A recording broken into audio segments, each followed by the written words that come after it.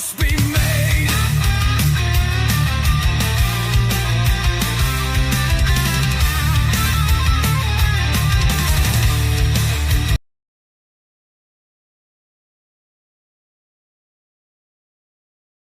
The one that you hated.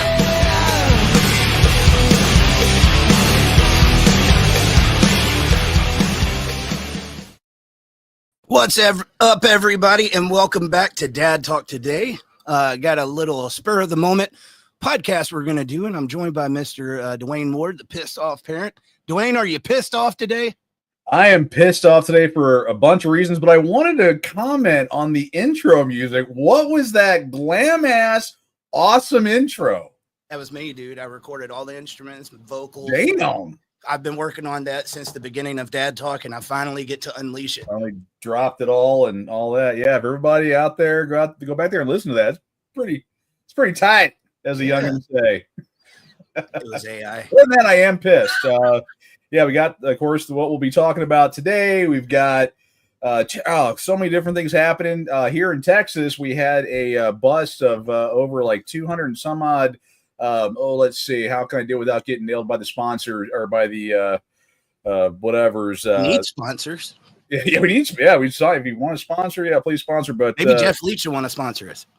Maybe, but yeah, we had a bust of men who like to have kids involved. I don't know if we can even say anywhere close to that, but they had a 10-year thing that they just busted and got back 109 kids. You're talking about trafficking? Yeah, child trafficking. You're talking about like videos? Videos and that they busted this one guy. He was actually sitting in his in his front yard in his driveway with his laptop open with all this stuff on it, and was sharing it with people when they executed the search warrant on him. But wow. That just happened. I just did the video on the Pissed Off Parent podcast, a little 2-minute thing, but kind of walks you through it. But yeah, a lot of things to be pissed off about. That's one of them, obviously, because it impacts kids. Two is we've got some big situation going on. This is a little bit of a different podcast than what we normally do, guys. Dwayne can tell you, I've been a little bit of a pissed off parent about this.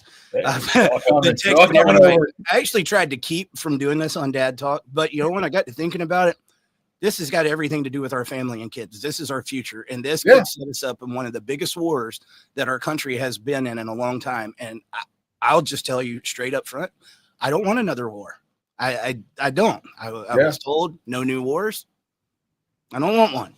I got kids that are draft age. And so the two things they tell you not to talk about is religion and politics. We'll probably dip into both today. So at the same time, what I'd like to say, guys, is one thing our country, not just our country, the whole world has lost, especially on social media, is the ability to talk, discuss, and do it civilly. I will tell you up front, I'm probably going to say some stuff that you don't agree with today. You might do the same thing. Dwayne, we might not agree on everything today, and that's okay. And the fact that we're talking about it is healthy because we need to be talking about these things, guys. I just got through watching the Tucker Carlson and Ted Cruz podcast. Mm-hmm. They went at it pretty hard. And, but now there's either people taking up for Tucker or for Ted. And it's like, they draw the line in the sand. And if you go back a month ago, probably the majority of the people that watched that was on both of their side. But now, because certain points are being made, I'm having to take a side. Right. Guys, we got to stop that crap, man. You're going to have disagreements, and that's okay. The thing, and we need to be discussing this because this is a very, very big subject. We both lived through 9/11, and that was one of the longest wars in United States history. Yeah. We wanted to because after 9/11, dude, you attacked our country. We was wanting some revenge, or injustice. What's going on? But what was we told? We got to go to Iraq. We got to get Saddam. There's weapons of mass destruction. WMDs. The other night, I'm watching this, and what are they saying is the reason behind this? A nuclear bomb. Weapons of mass destruction. That's like, I think I've heard this before. And so as much as I predominantly lean to the right, and you probably know who I voted for, I was really looking forward to. This was the only president that we had that there was no new war started. Yeah. Now, he campaigned on it. And he campaigned on it. Exactly. And I am not behind this. And this is it's a very fragile subject. I'm glad that Tucker is pushing the issue, even though it's probably not winning many people on his side. Right. Because I can tell you, just like talked about it on the show numerous times, son of a pastor, both of my granddads were pastors, majority of my uncles, cousins, family, rich of ministry. And one of the things I was told my whole life is no matter what goes on, we have to back Israel. Right. And I think that's playing really hard into this, because if everything was as it seems on the surface, of course, like we need to back these guys. Right. What is it? And is it wrong for us to say, is this really what's going on? Like, I want to have all the information before I say that I'm in favor of sending someone else's kids overseas to go fight for us. I want to know all the information. After seeing what happened with Edward Snowden in Iraq and the video that came out where we're told, hey, there's terrorists down here, we got to kill them. And it was journalists with cameras. Right. And after they kill them, innocent bystanders come by to check on them. And then they get called terrorists. They shoot them. And inside the van is two little kids doing. Yeah. Like innocent lives get taken in war. There's casualties of war. And show the video. Yeah. My favorite quote out of anybody during the election season is when they was asking Trump what he would do about the wars. He said he wanted to end them if he would have been in and would have never started in the first place. But his most iconic statement is, I just want people to stop dying. Right. Yeah. That's what I voted for. Right. Well, and you touched on it, but to really hit it home is, we don't know everything. I know nothing. No, absolutely not. This is a place where drop this in your comments in here, because there may be information we don't have. You may have a differing opinion, and getting back to what you were talking about, we need to value and be able to have a platform to discuss opposing viewpoints. Just because you may be pro-Israel, anti-Israel, whatever, we need to be able to discuss these things and come to a consensus. I would say I'm open-minded enough to listen to another point of view and then have that rational conversation back and forth and maybe change some ideas. Crazy, thoughts here, but be able to have that conversation. I think one of the craziest things you see that's commonly done now is when there's something in the public eye that comes up, they'll go back on somebody's Twitter or something from 10 years ago, take a snapshot and say, see, this is what they stand for. People's views change. That can happen. If you go back 5 years ago and get some of my podcasts, I can guarantee you there is a lot of stuff I would disagree with myself on. Yeah, because I've grown older, I've gotten more information, and I've adjusted. I'm not always right. I'm wrong very commonly. Yeah. And I understand that because I'm only human. That is for everybody. But this climate is not equipped to have those conversations that are so needed, man. And that hurts my heart so much. Nobody knew about this, but a couple years ago, and Dwayne can tell you this, I'd put a lot of time into it. I was going to start a network with many different shows, not with just shared parenting, but we were going to hit this thing so hard, guys. The moon stars and all the things just didn't align, so we didn't get to pull it off. And there was a lot of wasted time on it. At the same time, one of the number one shows I was wanting to start, I was going to call it Left, Right, and Center. I wanted somebody from the left, I wanted somebody from the right, and I wanted somebody from the center, and I wanted a libertarian because I wanted all views to be able to be discussed. Who's doing that now? Nobody. Nobody. Yeah. I purposely go and watch media that I know I'm not going to agree with, and it could be gaslighting at times, right? I can get triggered. I can see it, but I want to make sure that I'm hearing all of the different opinions on it. Right. Yeah, and I don't think many people are doing that with this situation right here, and they should.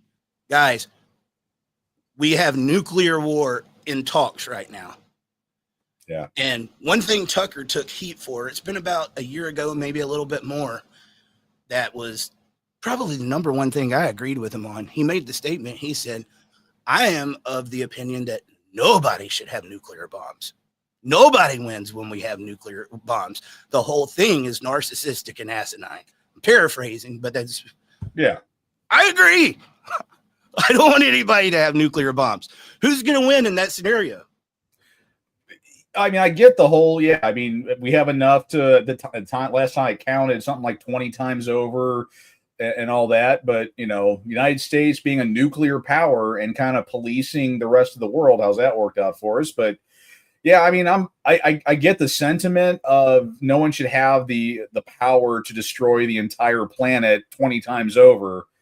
But that, I don't know, I'm of the, you know, the genie's already out of the bottle. Let it be with the sane people, not the crazies. There you go, man. And guys, chime in. I really want to hear it. Again, if you disagree with me, I'm okay with that. I still love you. We got Keller when from you go to not calling United people States. Names and taking shots at them, that's where I'm like, get out of here. You know what I mean? If you can't formulate an argument that attacks the issue, not the person, you're not arguing. You're not. Yeah. Happened with me last night because I got in a group of like, they all joined in. It was like an echo chamber going against Tucker. And I was like, it took balls for Tucker to do that because he knew he was going to get pushed back. Right. If you want to make a difference in this world and you truly believe in something, you will be willing to speak it no matter how much disrespect and how much heat it gets you. I know when I open my mouth a lot of times, especially about fathers' rights, that I'm going to get the moms too. This goes both. I know I'm going to hurt you.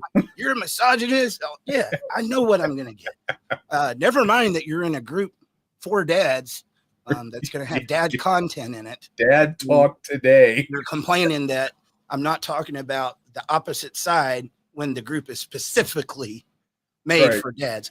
Anyway, I'll go off on a different tangent, but bring your comments in. I want to hear from you. Here's one from overseas. I would love to hear some more of these. Michael Keller on YouTube said, people in Europe, not politicians and media, were all hoping for Trump because of his statements. He wanted peace. Now there's no more support for him because there's just too much war. Yeah. So I think I'm going to give my good and bad on that right there. Okay. Okay. I don't know of many people that could have went through what that guy has went through and still be standing or want to be in that position. Yeah. By no means. The guy almost got killed last year. And we sat there and watched on social media people that were upset that it didn't happen, and which was absolutely disgusting. I couldn't stand Joe Biden, but I wish for his death. Absolutely not, man. Right. You got to be a disgusting individual to wish that. Pedophiles, Hitler, I can get me out.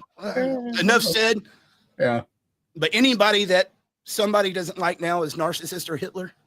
So we got to be careful with that. Right.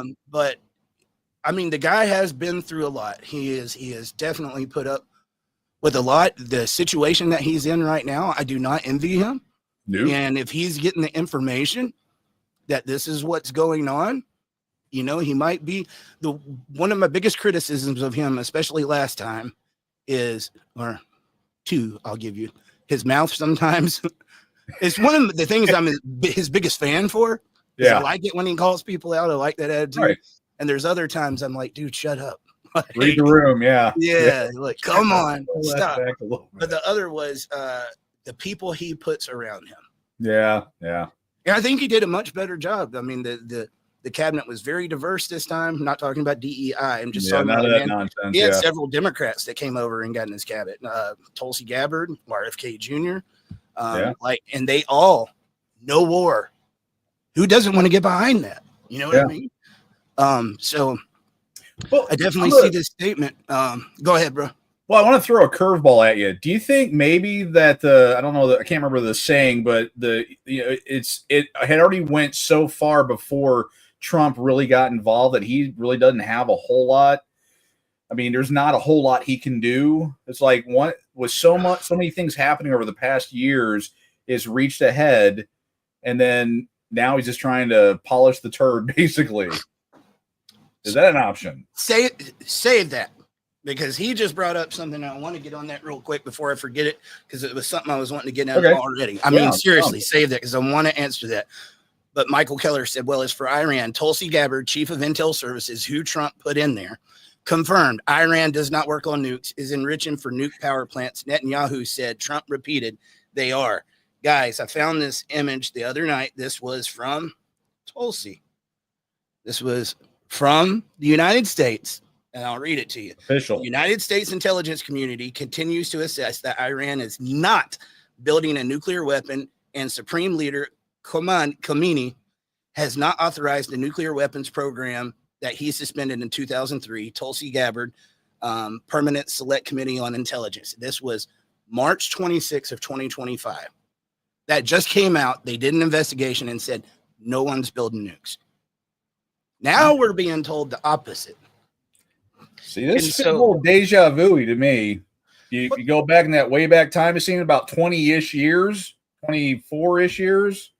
And so, but what we're being told on media, and we know you can trust the mainstream media. Oh, yeah. Is that there's this nuke being built. They're chanting death to Americans, death to Israel, and that this is what's going on. And if we don't do something, but you know, and so I was actually leaning like really towards like, okay, I understand. It's not something we want to do, but it's something that we have to do. They don't need nukes because they want us dead. But you dig a little bit deeper and get the other side of the coin. And I think we're going to play. I don't know how much we'll play of it. We're going to play this with Tucker Carlson and Ted Cruz here in a minute. It's 2 hours long. And get some of that other side. There was also, I would say, watch that podcast. There was also another one that he did with Steve Bannon a couple of days ago that I thought was amazing. Yeah. And I just don't know, man. This hurts my heart so bad. That it looks like we might be going into one of the biggest conflicts that we've been in since World War II. Yeah, this is the big boys. This is not a... One of the criticisms that Tucker has for Ted in this, in which you're going to watch it and you'll see it, is he asked him specifically, like, so some of the heat that he's getting is somewhere in the podcast, he starts asking Cruz, he's like, what's the population of Iran? He's like, I just don't know the population of Iran. He's like, you don't? And then he starts asking some other questions. He's like, what? Why am I supposed to know just this information off the top of my head? He's like, you're trying to overthrow their government and declare war on them, and you don't know this information. He's like, I think that would be, you know, information that you would want. Yeah. But yeah, dude, I my mind is going in so many different directions right now. I think it might be good to just, you know, hop on in there and then we'll pause it in between and make some statements. And you guys chime in as well. Please, yeah, put some comments in there. Absolutely. Get them up there. I'm going to, let me get the layout right there. Let's start her up. Senator, thank you very much for spending the time to have this conversation. It's good to be with you. So you've come out for regime change in Iran, as distinct just from taking out the nuclear sites. What does regime change look like in Iran? Somebody else in charge. How do you get there? Look, that ultimately has to be a popular uprising from the people. And it's not a complicated question. Is America better off with a country that has a leader who hates us and wants to kill us, or to have a country with a leader who likes us and wants to be friends with us? You're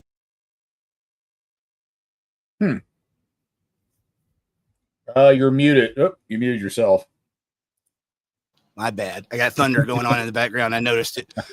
So really quick, one of the things that's being said is, you know, we're being told it's about the nukes, but they're saying this is like some of the people on the other side is saying this is something that Israel has been wanting to do since the 80s. They want a regime change. This isn't about nukes. They want the regime change. And that's one of the arguments that you're going to see on here. Definitely the latter is better. Of course. Yeah. And so that's not a complicated statement. Look, I believe you look across the world when you have countries that have dictators that are viciously anti-America. Venezuela, Maduro hates us. Would we be better off with Maduro out of power? Absolutely. I want our enemies out of power and I want our friends in power.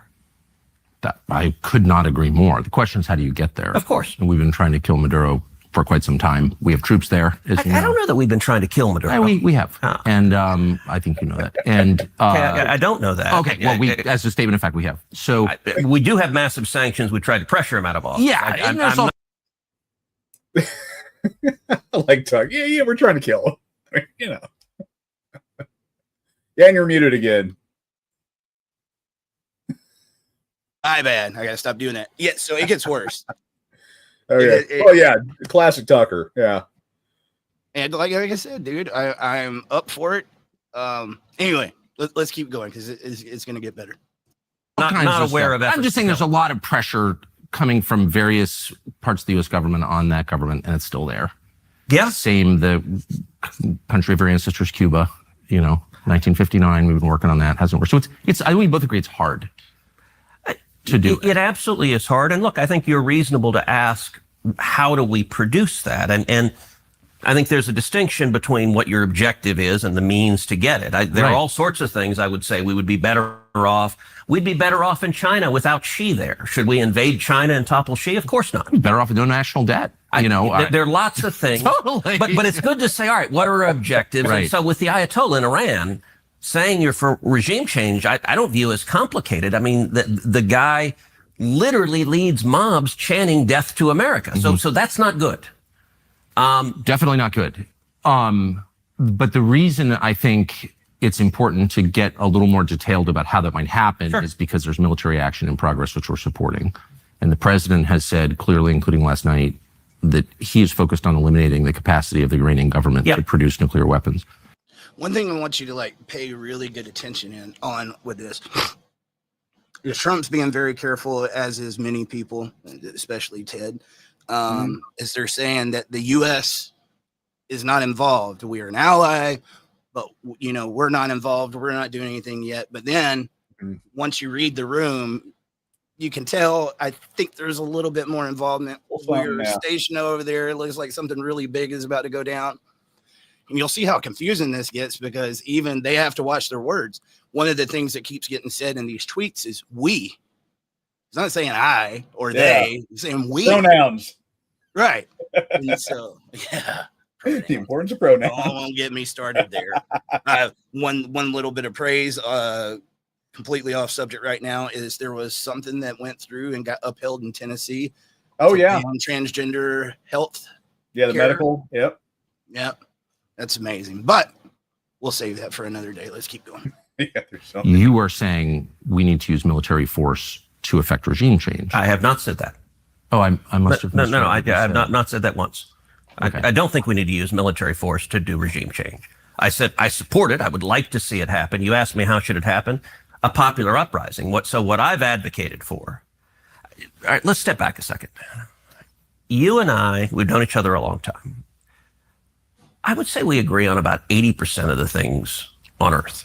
For sure. And there are a lot of things, and we can get into the nitty-gritty of foreign policy as much as you want. There are a lot of things on which you and I agree, not just a little bit, but violently. I totally agree. I was rooting for you in your last campaign, for sure. Well, thank you. Look, you have been heroic on the border. You've been one of the clearest and best voices. I like this. They're paying a little bit of respect. Hey, he's doing a little tickling. He's doing a little nether region tickling right now, trying to, hey, I know you're going back off a little bit. At least that's my impression. You know what it reminds me of? Family Court.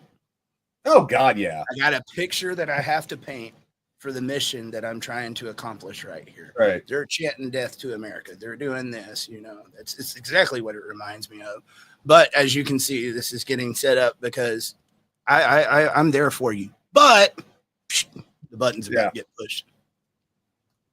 In the whole country on securing the border and the absolute crisis we're facing. And in Texas, I see it and live it every day. In COVID, in fact, you may recall in the middle of the COVID lockdown, I was out walking my dog when the whole world was shut down and we were living in lunatic times. And I called you and said, Tucker, your nightly monologues are the single best thing on television. Like I watch them like an injection of crack. Okay, I'm mixing my metaphor because you don't inject crack, but you get what I'm saying. Try. No, I mean, you were standing up and speaking like, what the hell are we doing in a way that we desperately needed. And that's what he's doing now. And so whether it's securing the border, whether it's the insanity of COVID lockdowns and the vaccine mandates, whether it is the Second Amendment or the First Amendment, you and I agree on a ton of stuff. The 20% where we disagree, I do think is meaningful. And it's mostly in the foreign policy space. And what I would say if you'll allow me to get a little theoretical, and then I'm happy to get specific. Yes. Where are you going? For a long time, people had perceived two different poles of Republican foreign policy. There have been interventionists, and those have been people like John McCain and Lindsey Graham, George W. Bush. And there have been isolationists. And the most prominent of those have been Ron Paul and Rand Paul, and there are others. And people perceive those are the two choices. You got to be one or the other. I've always thought both were wrong. I don't agree with either one. Oh. The way I view my own foreign policy. I'm with you, by the way, for whatever it's worth. Yeah. I agree with you. Okay, good. I don't know who set up that binary, but there are lots of choices, actually. I mean, people sort of naturally fall into, I think they want to classify people, and they're like, okay, you're one or the other, and you got to be all or nothing. And the interventionists, it seems, have never seen a country they didn't want to invade, and that doesn't make any sense to me. And the isolationists, I think, don't take the threats to America seriously, and I think that's naive, and it doesn't work. And so my view, I consider myself a third point on the triangle. And what I describe that as is that I am a non-interventionist hawk, which sounds a little weird, but what do I mean by that?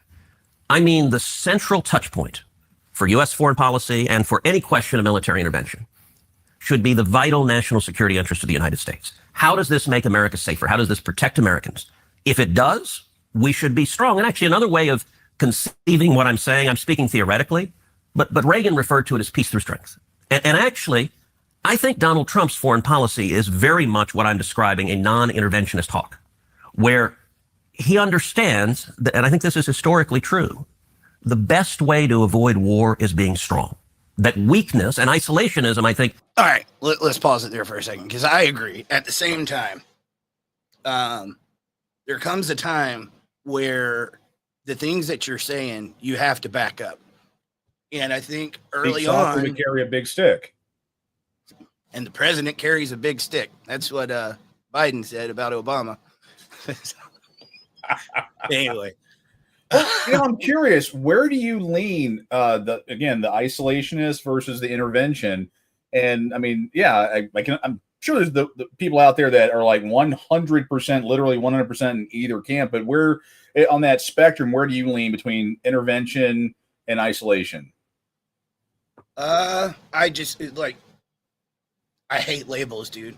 I just don't want people to die, and I don't want to go to war unless absolutely necessary.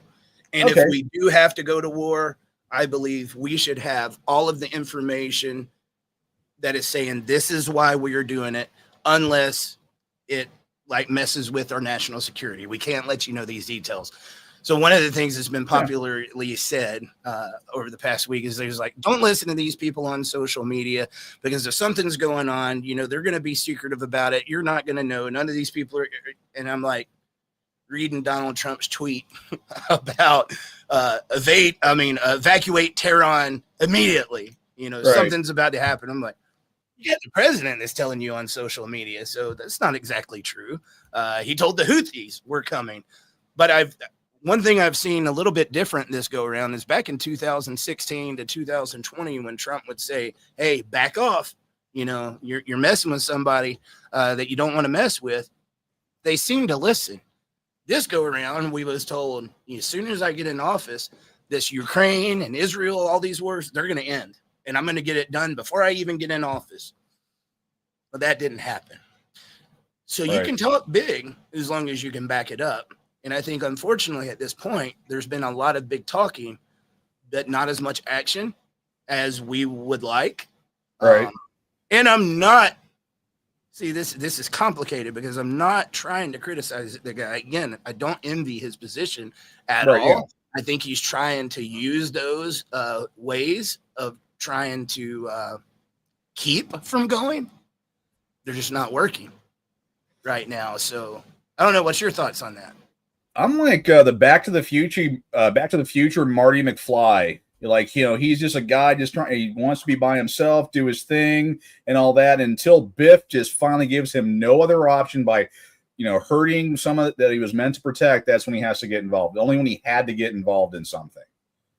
Right. Lean more towards the isolationists, but at the same time, we are a superpower. At the end of the day, we are. And when you can't get involved in every little your kids' skirmishes, these other countries, but if they're going to come at you and they're going to hurt Americans, then that's when it's like, all right, guys, we can't do this. Totally agree. Yeah. Totally agree. You're talking about a nation that's almost $37 trillion in debt. Yep. We need our economy rebuilt. That means America first. Number one. Stay out of foreign wars, rebuild the economy. We're getting the exact opposite right now of what America first is supposed to be about. But we're being told it's justified. Well, is it really? Why are these details like you get from a Tucker or an Alex Jones, or it could be even someone on the left? Why aren't we getting that full picture from everybody? It's like you really have to dig deep to get details that we as the American people that are being told you might be about to engage in war should have. You're about ready to send your kid to war. You want to know why? I mean, I'm sure in World War II, families were like, this is a just war, and I am okay sending my son over there to die because it's for the betterment of the United States. If you go back 24 or 5 years, we were sending kids over there for a lie. Vietnam. I mean, that's, oh boy. If my dad were still alive, the stories he would tell you. Dude, we messed our guys up over there. Yeah. How many Vietnam vets have you seen standing on the street corners, homeless, or with like mental issues? Get me started on how they treated the Vietnam, and then when they came back and how they were treated by their own government, their own people. Yeah, that's a Let me give a few compliments. If you see how just how sharp Israel did that attack. They had got their drones in there. They knew where they were. They knew what to attack.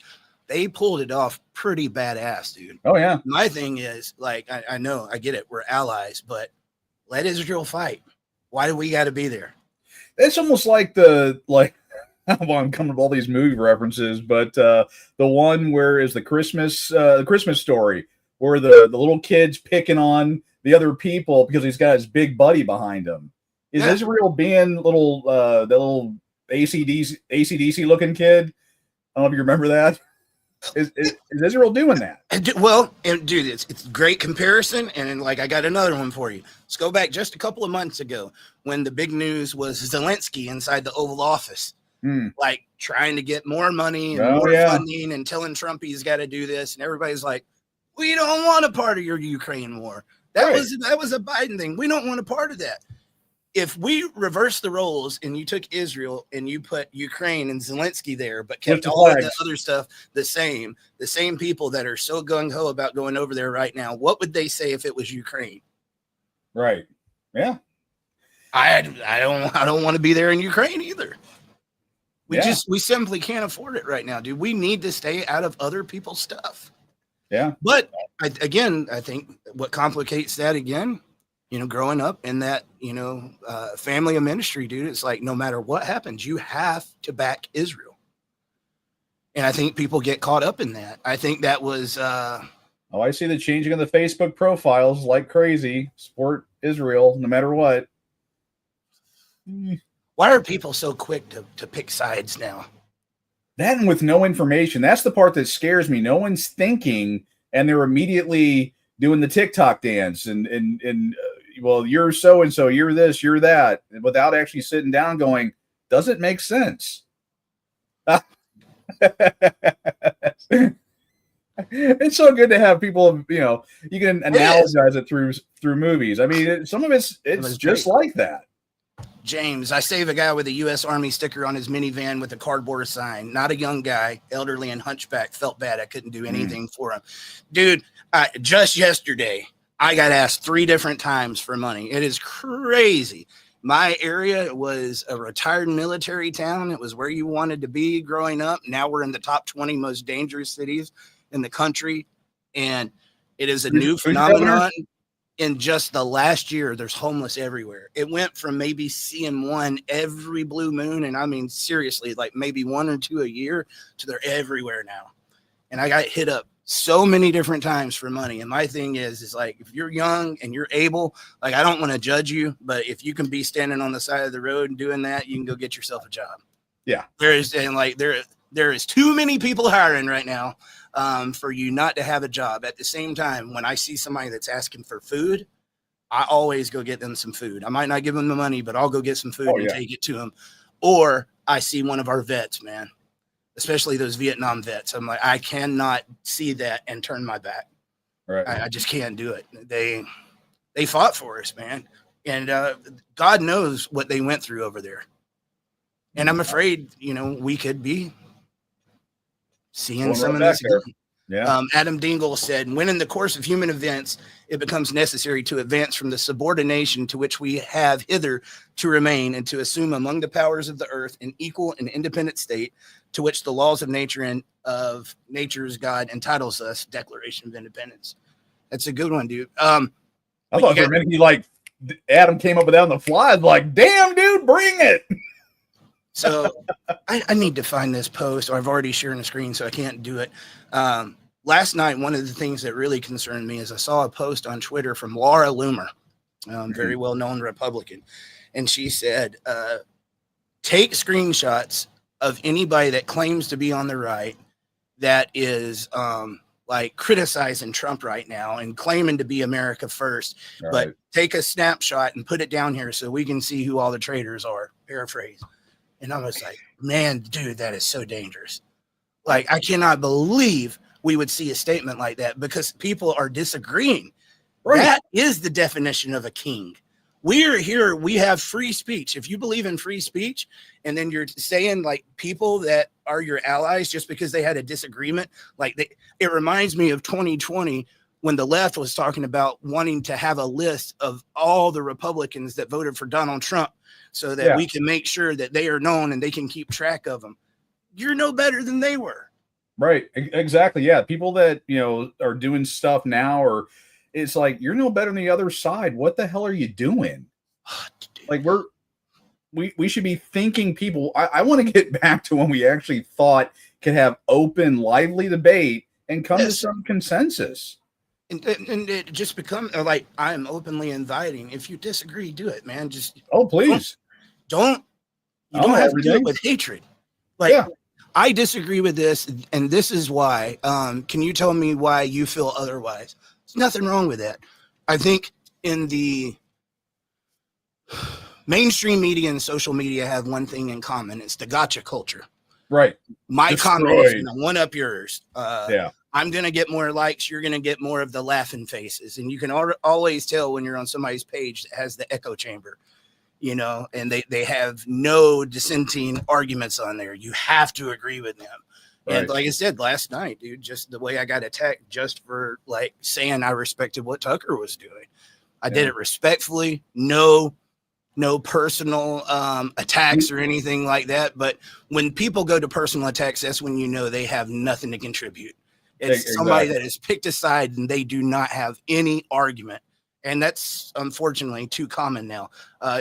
This right here burns me up. Mr. John Brown said, my dad is a Vietnam vet, 67, 68, 69, went in at 18, returned home and got spit on.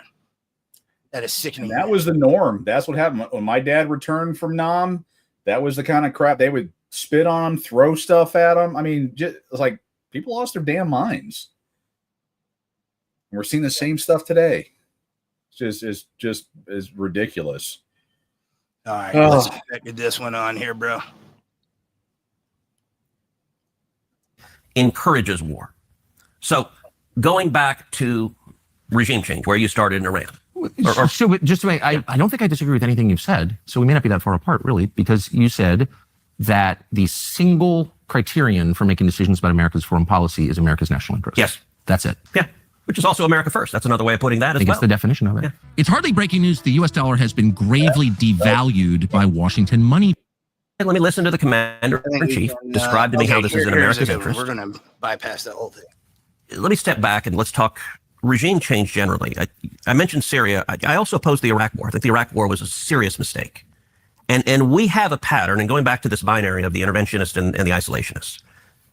The interventionists advocate over and over again, there's a bad guy, there's a dictator who's doing bad things to his people, and they say, let's go topple him. And you have dictators in the Middle East who are killing radical Islamic terrorists. We come in and topple them. The radical Islamic terrorists take over, and they start killing Americans. In my view, how the heck does that help us? Like, Saddam Hussein was a horrible human being. He murdered and tortured people. Unequivocally bad guy. But it got much worse after we toppled him. and you ended up having ISIS rise up. I mean, that was the cause of ISIS, was toppling Saddam Hussein. Same thing in Libya. You had Gaddafi, another horrible guy, that under Obama, we toppled him. And you ended up having radical Islamic warlords taking over. And so it's the question I asked in Syria. Okay, well, what's the plan? And how is this good or bad for the United States? And so I don't think Iran, I view Iran as very different from Iraq. But up to that point, you say we disagree. I don't hear really anything. I'm not quite sure what happened in Syria, but I don't know. So, right. But other than that, I don't hear anything I disagree with at all. Yeah. Well, let's go with this conversation. I mean, I'm pretty sure I know where you stand. But how do you feel about the Iraq war? Looking back now, do you support what happened in Iraq? No, I don't either. I mean, Yeah, I no, believe like we needed to have something, especially after 9/11. There was obviously an attack on our homeland, and we Right. wanted to get justice for what happened. But I felt like we got a red herring and we fought the wrong war. Well, they kept saying that, WMDs and this, that, and the other, and we could all rally around somebody to hate, and then everyone just, the mob mentality took over, and it was, fight, fight, fight, and and when you look at some of the behind-the-scenes stuff, a lot of people got rich. I don't know if you want to name names, but people got rich, and it wasn't the righteous Absolutely. war. Our vice president. I mean, and then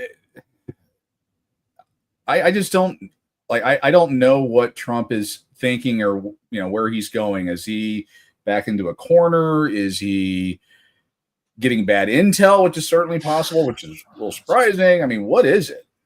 Dude, there's so much going on right now that's making me question all of humanity. Another thing, that was quite common, we was talking about earlier, was we were told three things that we were going to get once he got into office was the Epstein files, 9/11, and JFK was going to be unredacted.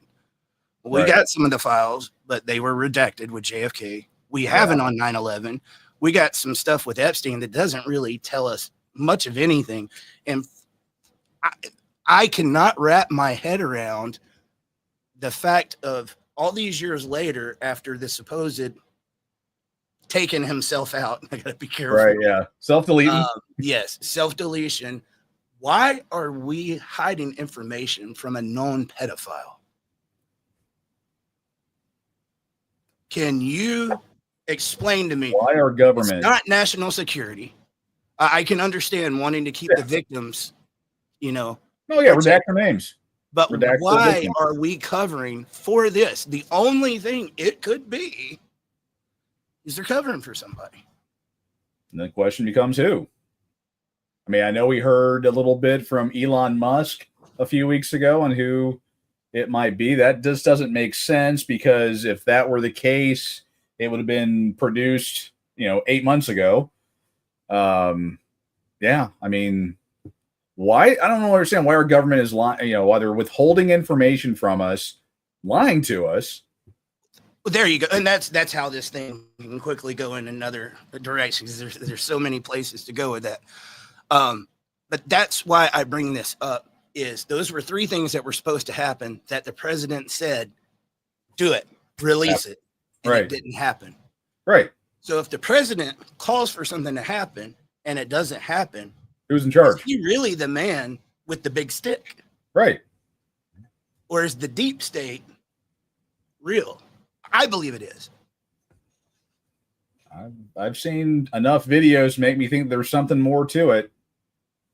It's not. Yeah. I do too, man. Because like I said, it just doesn't make sense. It's not your fifth grade civics class. Why are we covering and hiding things for Epstein, this creep that we That know? makes no sense. And then the people that'll be like, that's not important. Why are we talking about Epstein or talking about JFK? He died, 60 plus years ago. Are you kidding me?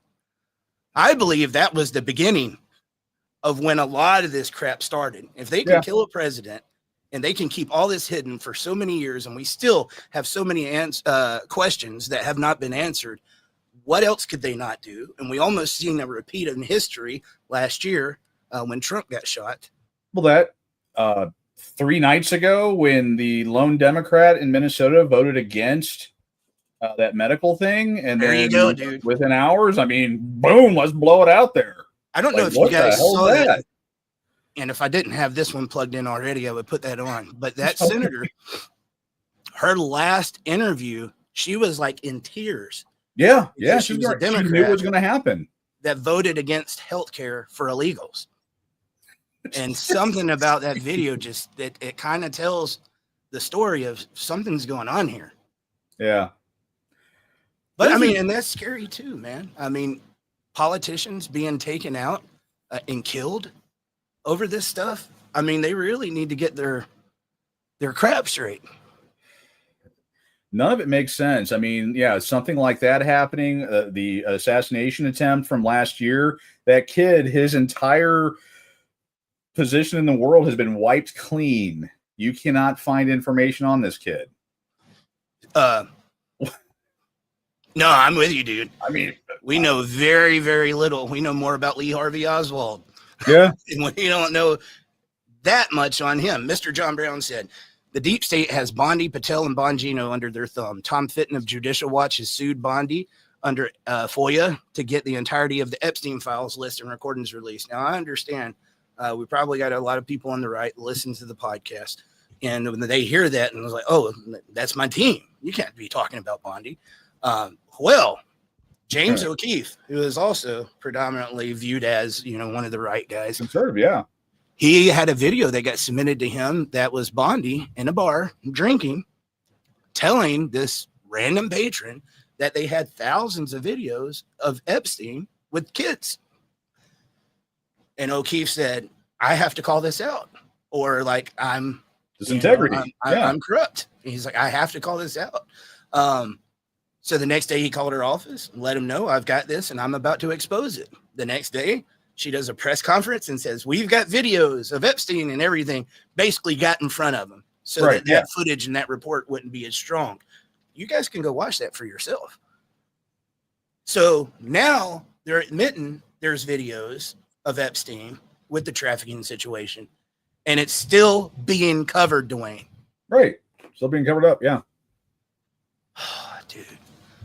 It just, none of it makes sense that the American people aren't being told.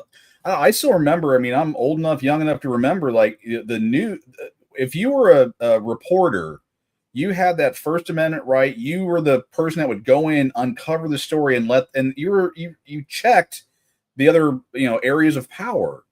That's not what's happening nowadays. Now they're saying, nah, we're not going to give it to you. Dude, Vote for us. It's like Timbo said, it's like they traffic those kids to nobody. Weird. Well, Timbo, I mean, in Texas, they just had a ring busted, something like 200-300 children lovers. I guess I can't say the right word. I can't say the word on social media. I know, dude. I'm having to. I know. I'm biting my lip. It is so hard to talk on this subject. Pedophile, or I don't know. I got to come up with some other word for it. And then they had 109 kids. Some of them were babies. I looked into the story more, and not reported. No information on these 109 kids. Most of the kids did not have any information. I'm just like, what the hell is going on? This is happening under people's noses. Dude, 100% in line with this comment from Keller. He said, as an outsider, I say every time some important info is withheld due to national security, questions should be asked. Dude, I remember after 9/11 for years, if you questioned anything to do with 9/11, it was not pretty. Oh yeah. I won't lie. I was kind of one of those guys too, because I was so hot about what happened. Oh yeah. Why did that third tower collapse? There are so many things about 9/11 that doesn't make sense. And going back and watching Alex Jones' video from July 25th, 2001, saying that the towers are going to get hit. They're going to blame somebody that was involved with the CIA named Osama bin Laden. Okay. Like the whole thing, dude. How he does, and I know how people feel about Alex. I know he's gotten some things wrong. But I tell you, when it comes to this situation that we're talking about right here, go listen to him right now. It's like the whole thing is replaying. Yeah. I know there's people like, shut up. We want to see the Cruz and Tucker thing. We have to talk, guys, on here or YouTube. Yeah, then we'll get in trouble from YouTube. So I'm going to try to get through it, and we're going to try to skip the parts that's, a little bit excess. So let me bring that back up. Sounds like we're in a complete agreement. I wonder, though, is there a successful regime change that the United States supported that you're aware of in the last 100 years? Sure. Defeating the Soviet Union and the Soviet Union collapsing, winning the Cold War. That was the most consequential step for U.S. national security interests of our lifetimes. Okay. And so you would classify that as a regime change that we affected? Absolutely. Okay. Look, you and I are in my office. We're sitting next to a painting of Reagan in front of the Brandenburg Gate. And up top are the words, "Tear down this wall," in German, in the style of the graffiti. Right. And I think those are the most important words any leader has said in modern times. And if you look at how Reagan waged the Cold War, and Reagan is very much my model for how to, I actually think how Reagan took on the Soviet Union is exactly how we should take on China. Now, starting from the point, look, Reagan was not an interventionist. In 8 years, the biggest country Reagan ever invaded. Well, taking down Russia and doing China the same way. China's got again, Russia imploded financially. That's what did it. Their inflation they went broke. They went bankrupt, and that's why it happened. There were little things there, but that was a lot of it. And Reagan, handled it that way, and it worked out great. That's not going to work for China. We're not getting 99% of our crap from Russia. We're getting it from China. Do you really think that China is in a bad of a situation as they tell us they are? Nah, I don't think so. That's something I've been wondering about, dude. I don't. I think it's always been bad in China, so it's like more of the same. Whip-de-doo. I see how advanced some of those cities are, and the money and stuff that's going on over there, but they cannot exist without U.S. and the tariffs and stuff. And it's just one of those, I wonder if we are told the truth about it, because the government and the media would never lie. Right? That. Well, they've been buying up United States property for knows how long. And by the way, we had Republicans and Democrats kill a bill that would have prevented that, would have stopped them from buying United States land. But him talking about us taking out China the same way we did, no, that's just not going to happen. No. One of the things that Ted says, and I've heard this. I hope I'm wrong. Absolutely. I hope I'm wrong on a lot of this too. But one of the things they say, and he'll say in this interview too, is that it's good that we're doing the things that we're doing with Ukraine and stuff, because it's making our enemies weaker. Okay. I just have to believe that peace and friendships could do us so much better than war. That's my Mr. Rogers moment. But anyway, we got to get deeper into it, because I'm telling you things that he said that he's going to say anyway. So, was Grenada. He was very reluctant to use U.S. military force. He didn't respond after the 83 barracks bombing. You're right. He made the judgment that the risk exceeded the benefits. And that's a very rational decision to make. And it's reflected. Trump has made those same decisions where he is willing to use military force, but he very much asks, okay, is this good or bad for America? Does this endanger U.S. servicemen and women or not? And one of the points about the Cold War, look, nobody in their right mind wanted a shooting war between America and the Soviet Union. The two biggest nuclear powers on Earth firing bullets at each other is really unhealthy for human beings. Same thing is true with China. Nobody with any sense says, hey, let's go to war with China. That's really dumb, and a whole lot of people could die. Very dumb. But the Cold War showed we've got lots of tools short of sending the Marines to fight against a regime. And one of the most important tools is the bully pulpit. And so when I say I support regime change, I actually think just simply laying out what the Ayatollah does. And so I spend a lot of time, I speak to Iranian dissident groups. I speak out against human rights abuses. I think shining a light on the depravity of leaders is a really powerful tool that America has. Should we limit our activity to that? It depends. Again, because the U.S. government pays opposition groups, militarized opposition groups in Iran, to overthrow the government. We've done it in a lot of different places, as you know. I'm not saying it's bad, but that's very different from what you're describing. You're saying we're making a moral case, as we did for 7 years with the Soviets. Our system works, yours doesn't. Yep. And I think we made a credible case for that, and we beat them over 70 years economically. And that was a huge part of it. Right. I think everyone agreed that was the main part of it. We didn't beat them in Vietnam or North Korea. The main part of it, but it was tied to a military buildup. So I think it was two things. It was one, the clarity. So Reagan came in and he described the Soviet Union as an evil empire. Right. And all of the... I'm going to skip this a little bit because we're going into like history lessons at the moment. I kind of want to keep it fixed on this. There's one part was the Iraq war a mistake. We've already talked about that. Here's a good one. This is one I'd like to know. How much money is the U.S. sending to Israel? To our country. The dollars spent, the aid packages to Ukraine to pay the retirement of civil servants in a country that we have nothing to do with. The endless support for Israel, very expensive when people are literally buying groceries on credit in the United States. Can you feel like it's nothing against Ukraine or Israel or any other country? All right, let's stop. You said the support for Israel, very expensive. How much support do we give to Israel? Well, you tell me, you vote for it. Yeah, it's about $3 billion a year is the military assistance. Is that the only assistance? Yeah, we just have military assistance. Israel does not have additional assistance. There's an MOU, a memorandum of understanding, and it's $3 billion a year. So what is it costing to support the bombing campaign to protect Israel right now from Iran? So I don't know right now, but I'll tell you this. Let's go back to the touchstone on foreign policy, American interest. Our support, our military support for Israel is massively in America's national security Well, what interest, does it and cost? it benefits us enormously. Well, before we can make independent judgments about whether or not that's true, and I'm certainly open to it, I think we need to know what it costs. So what's the annual cost of defending Israel? Do you know? $3 billion a year. No, that's the aid. But I mean, the cost of the weapons, for example, the cost of U.S. personnel there, the cost of moving ships to the region, which we're doing right now, the cost of moving tankers to the region, all of that. Do we know what the cost is? So look, the last week, I don't know. And there's some lag when the administration, under the Constitution, the commander-in-chief has control of the armed forces. And so President Trump has made some decisions that we'll know the cost over time, but I don't know the last week. I don't have visibility on that. The annual cost is $3 billion. It's a 10-year memorandum of understanding. And One of the senators that is in charge of voting on this, Dwayne, just told you he doesn't have the information on that. What's that BS they tell you? Child support is 20%.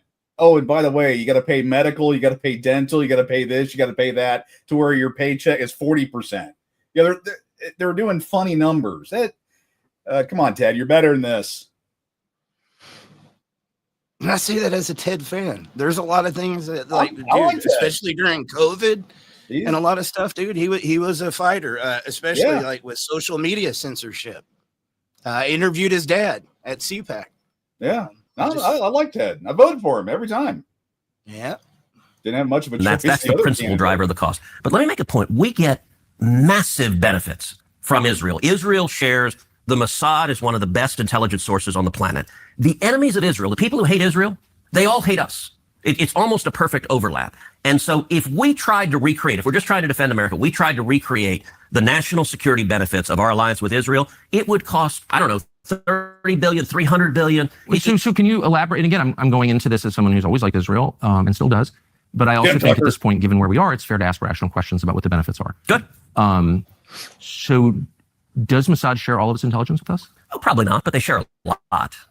We don't share all of our intelligence with them, but we share a lot. It's a close alliance. Do they spy domestically in the United States? Oh, they probably do, and we do as well. And friends. This is where one of the biggest arguments. Okay, yeah. As an ally spy on each other, and I assume all of our allies. Yeah, it's coming. Spy on us. That's okay with you? You know what? One of the things about being a conservative is that you're not naive and utopian. You don't think humans are all. Part of the reason socialism doesn't work is the mantra from each according to his abilities to each according to his needs doesn't work. As a conservative, I assume people act in their rational self-interest. So it's conservative to pay people to spy on you? It's conservative to recognize that human beings act in their own self-interest, and every one of our friends spies on us. And I'm not. Do you like it? That's my question. I'm not asking whether they have motive to do it. Of course they do. I understand that. And by the way, I'm not mad at them. But you're an American lawmaker, so I just want to know. Hold on. I want to know your attitude. Yeah. You said that your guiding principle, in fact, the only principle, the only criterion. I said guiding, the overwhelming. I wouldn't say only. Is it in America's interest? Is it in America's interest for Israel to spy on us, including on the president? It is in America's interest to be closely allied with Israel because we get huge benefits for it. And you want to see the clearest. But I just want to stop on the spying for a second. That it takes place, as you know, and including on the president of the United States and several precedents. And I just want to know if that's okay and why is it okay? Wouldn't an American lawmaker say to a client state, you're not allowed to spy on us? I'm sorry. I know why you want to. I'm not mad at you, but you're not allowed to. Sure. And I don't care for it. I don't want to be spied on by you. It's kind of weird not to say that, but you don't seem able to say that. Sure, I would say don't spy on us. They're going to anyway. And by the way, the Brits are, the Canadians are. Like, I don't think. Well, I'm not for that at all. I think it's disgusting. But we don't actually pay their. We're not their most meaningful sponsor. We're not sort of paying for the operations of the British government. So I got to say, and this is, it's weird. We're talking about isolationists, the obsession with Israel. Why is Israel? Well, I don't think I'm obsessed with Israel. Okay, but I think a lot of people are. And like the question, Israel spies on us. Well, so does every other country. Why are you mad at Israel? I guess. Oh no, I'm hardly the one who's. I've never taken money from it. Should it not be a little upsetting or concerning that the ones that we're funding and actually like partnering up for war would spy on us? Dwayne, do you want to spy on me as your friend? I know. I'm just Ted. But that's really conservative, good. dude. That's conservative. Like, Yeah, I got to spy on you. I mean, I like Ted. Ted's coming with a lot of good stuff. This is where he's waffling. Like it's wow. Well, this is where I had some of the disagreements. This was Well, taken yeah. as Tucker attacking Ted. Oh, They said this was him attacking. I just think it's putting him in the hot seat. Yeah, And it does remind me of Family Court. Tucker's being an aggressive bulldog attorney right now. for the right reasons, I would say. Exactly. Like, huh? Okay. All right. Israel lobby. Have you Taken money from the from Israel. AIPAC? So AIPAC raises a lot of money for me, but it's actually a misnomer because the people who raise money are individuals. So it's not the PAC itself, but they're individual members who believe in the American-Israeli friendship Is and AIPAC relationship. of foreign? What's up? Ted. Oh, I need that meme. No. Come on, Ted. Oh, It gets better. Lobby? okay. No, it's an American lobby. It's the AIPAC stands for the America-Israeli Political Action. What does it lobby for? So, to be honest, not a whole lot effectively. Listen, It's in the name. I came into Congress 13 years ago Yes. with the stated intention of being the leading defender of Israel in the United States Senate. Great. And I've worked every day to do that. So notice he makes a statement. Tucker asks him to clarify, and then, well, it's not such a big deal. But look, that's how it's done, dude. Oh God. AIPAC, a lot of times, AIPAC, I wish were much more effective. Like there But are folks hold on on, but what do they online do? who are I the thought they fever were- swamp of aren't- terrified of AIPAC, and AIPAC. I'm not terrified of AIPAC at all. You're the one who seems a little uncomfortable when I'm asking. No, this. not uncomfortable at all. I'm just asking what AIPAC does. My understanding, having known a lot of people I who could work tell at you, AIPAC, I is deal that with it them all the time. lobbies on behalf of the Israeli government. Wrong. Oh, okay. It's America has thousands of colleges and universities, and a lot of them, unfortunately, are basically just scams. It's one of those things nobody really wants to talk. 250 years has been the best and most like productive Mike's in the comment world. here. You understand? Yep. Prime Minister Netanyahu. Israel lobby organizations raising a lot of money for him. No more questions. It's just, oh boy. Okay. all the time. Name one. Okay.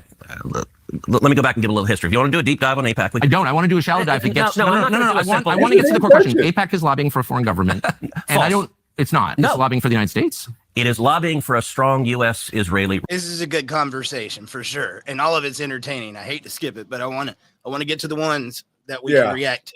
Oh You know yeah. what I mean, guys? You want to see it? It's on YouTube, right? Yeah. We got some comments we're wanting to do on this, but this is a great discussion they're about to have. Is Israel of the Bible the same as the current Israeli government? Let's get into Iran momentarily, but you suggested it was a strange thing that I said a minute ago that when I came into the Senate, I resolved that I was going to be the leading defender of Israel. And what you didn't ask is why. So let me tell you why. No, you said I was obsessed with Israel, and you had just told me that like your driving motive to get to the Senate was to defend Israel. I'm No. like, I don't think I'm the one who's obsessed with Israel. Okay, I don't think so about Israel. Tucker, words matter. Uh-huh. And you know that. I said I resolved to be the leading defender of Israel. And you said your driving motive, the reason you're in the Senate. You want to No, be the leading defender of Israel. I would think if I ran for Senate, I'd be like, there are people dying of drug abuse on the street. My driving motive is to fight for Texas and America, and to fight for jobs, and to fight for the Constitution. And you played a very, very America. careful word game of eliding. You're the one who said it, not me. So you still haven't asked why, but I'm going to tell you why. Come on, Ted. Okay. And I the love it, reason Ted. is twofold. Number one, as a Christian, growing up, Oh, Yeah. God. What's your thoughts so far? I love Ted. I like a lot of stuff. Here he is waffling like I mean, he knows he's busted, and he's continuing this. I wouldn't say lost. I mean, No, that's what I was going to say. Trevor's a Not a good good friend. look for Ted right now.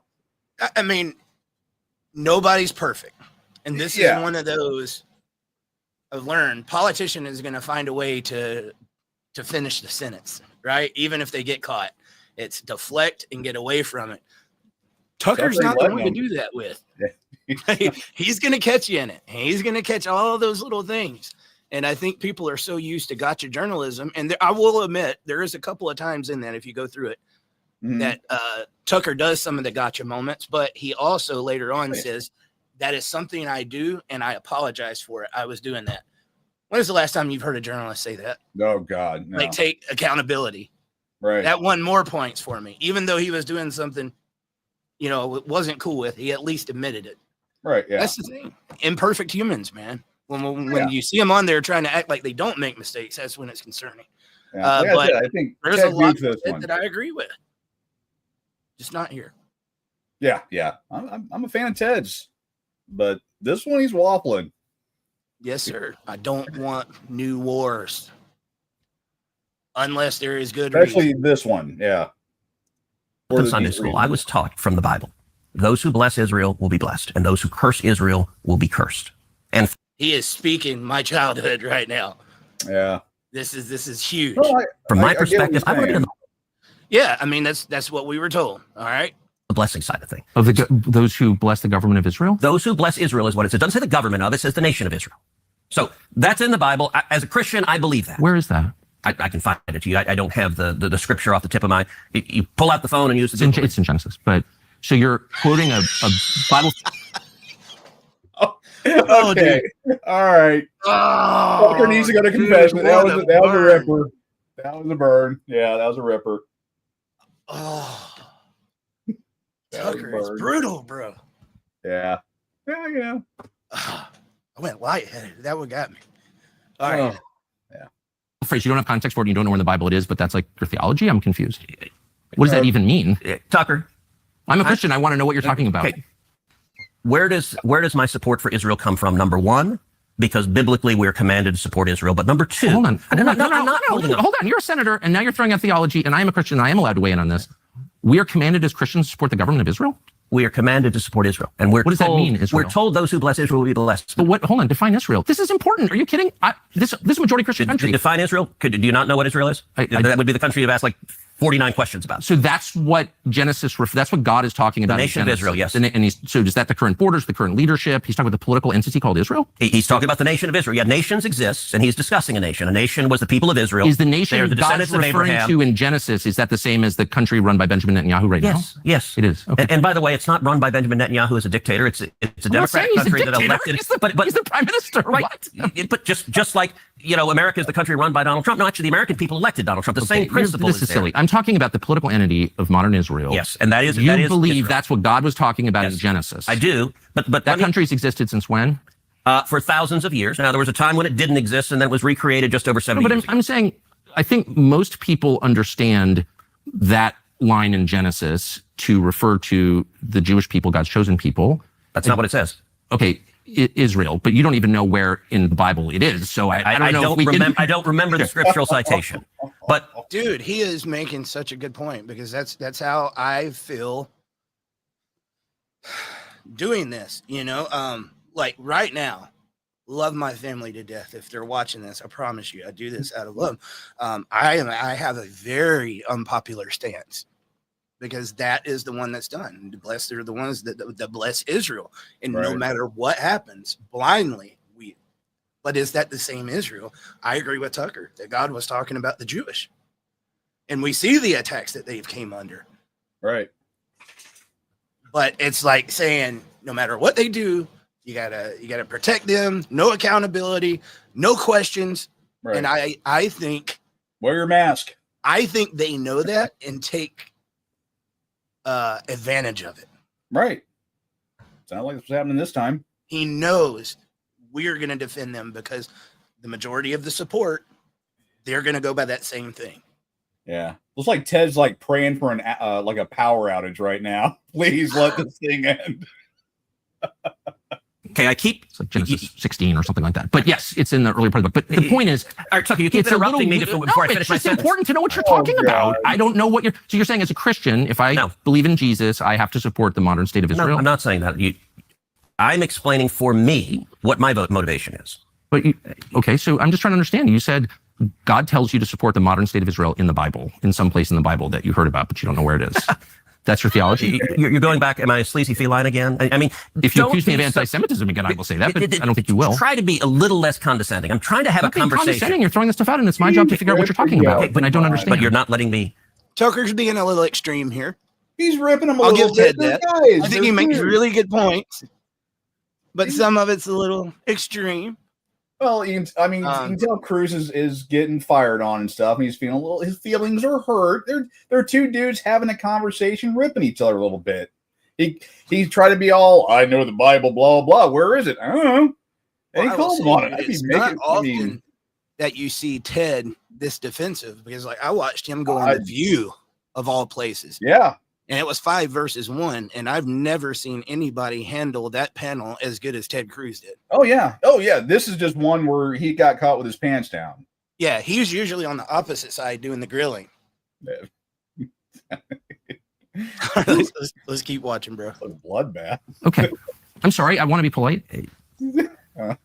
That is for me a personal motivation, but I also, what I was about to say, I don't believe my personal faith, not everyone who I represent is a Christian. It's not an argument for me to give that we should do this because of my faith. And so as an elected official, I don't give that as the reason we should support Israel.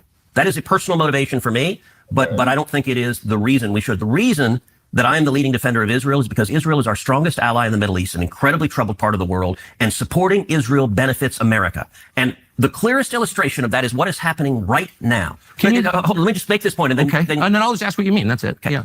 Look, Iran, I think the most acute national security threat facing America right now is the threat of a nuclear Iran. I think China is the biggest long-term threat, but acute and near-term is a nuclear Iran. Okay.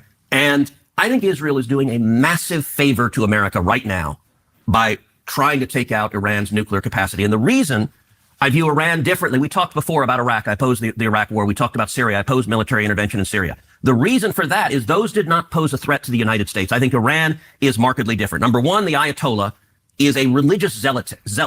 He is a lunatic, but a particularly dangerous kind of lunatic because he's driven by religious fervor. When he says death to America and death to Israel, I believe him.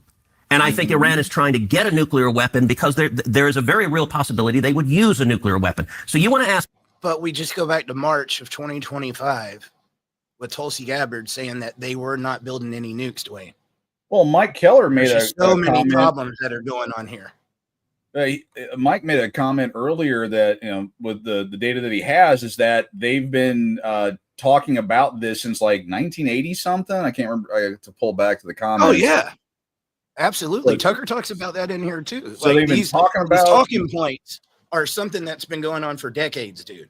This isn't anything new. They've been talking about this for a long time.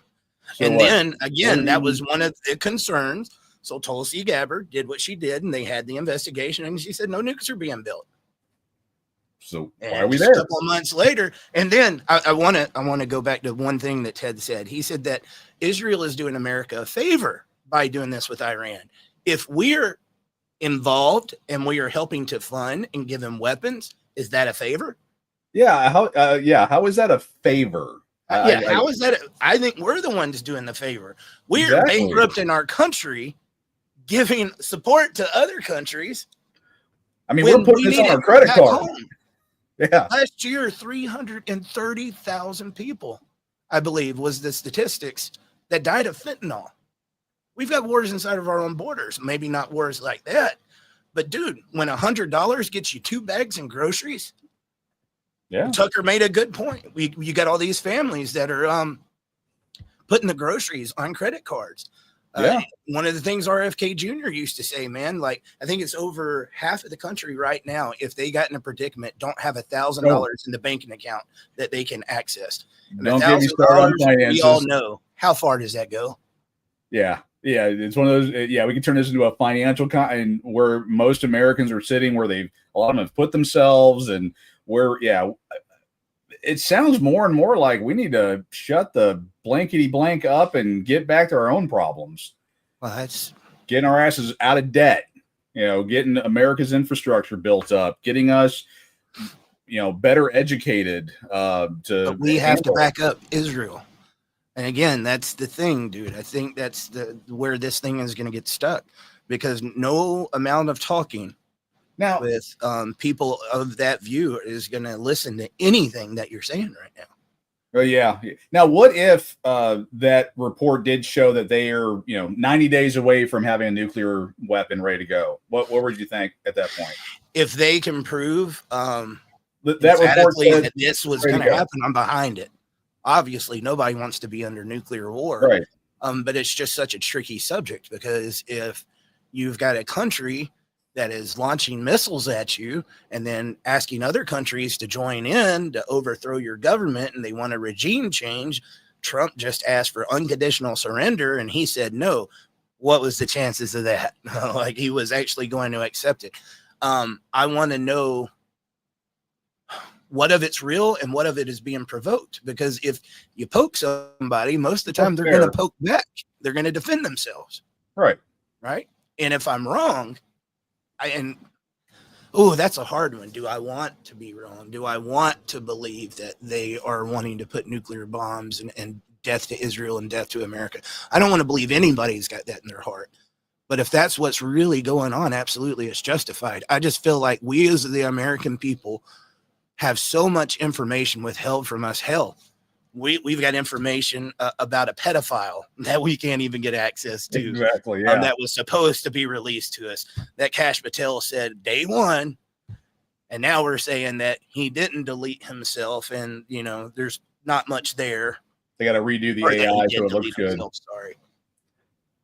So you're of the mindset, though, that if that report came back, Iran is 90 days away, all the other information is pretty well accurate, that would be, in your mind, a just war to then send troops in and do what we got to do. If all peaceful means are off the table, there is no room for discussion, then absolutely. The thing that really woke me up and said I needed to start asking questions here was hearing Tucker. I think it might have been on the Bannon podcast or one of the other guys. Mm-hmm. He was saying that Iran had been saying for years that they would like a peace deal, but they want it to be long-lasting peace, not temporary ceasefire or whatever, right. And that they would agree to it, and they don't want no nukes. If there is a possibility that that is true, Dwayne, that's scary. Because what is going on right now? And we're warmongers. This isn't as much about nukes as it is regime change. And what makes it even more concerning is Iraq. We've been here before. Yeah. Remove one name, insert another. Exactly. Weapons of mass destruction. Here we go again. You think people would learn? Yeah. Was it fool me once? Shame on you. Fool me twice. Shame on me. I wanted to make sure I didn't mess that up like George Bush. Yeah. I don't know. I mean, it makes sense that, if it was a just war and we're going to lose, American lives especially and all that, I could see where it wouldn't make sense. When I make those statements, I'm thinking about, sending my two sons over there. So it's not something that's made lightly, like what, them giving their lives for this, for a just war. I'm weighing that when I make these statements. It's not some flippant, oh yeah, let's go kill him or let's not. Either way, sometimes a father, it's the greater good. Yeah. So guys, we got several people watching. I can see the view counter, but we haven't heard from you, and that's okay. I'm glad you're here. I'm glad you're listening, but I would like to hear from you too. What are your thoughts on this? Do you think that the war is justified? Would you like to have some more information? Let's hear from you.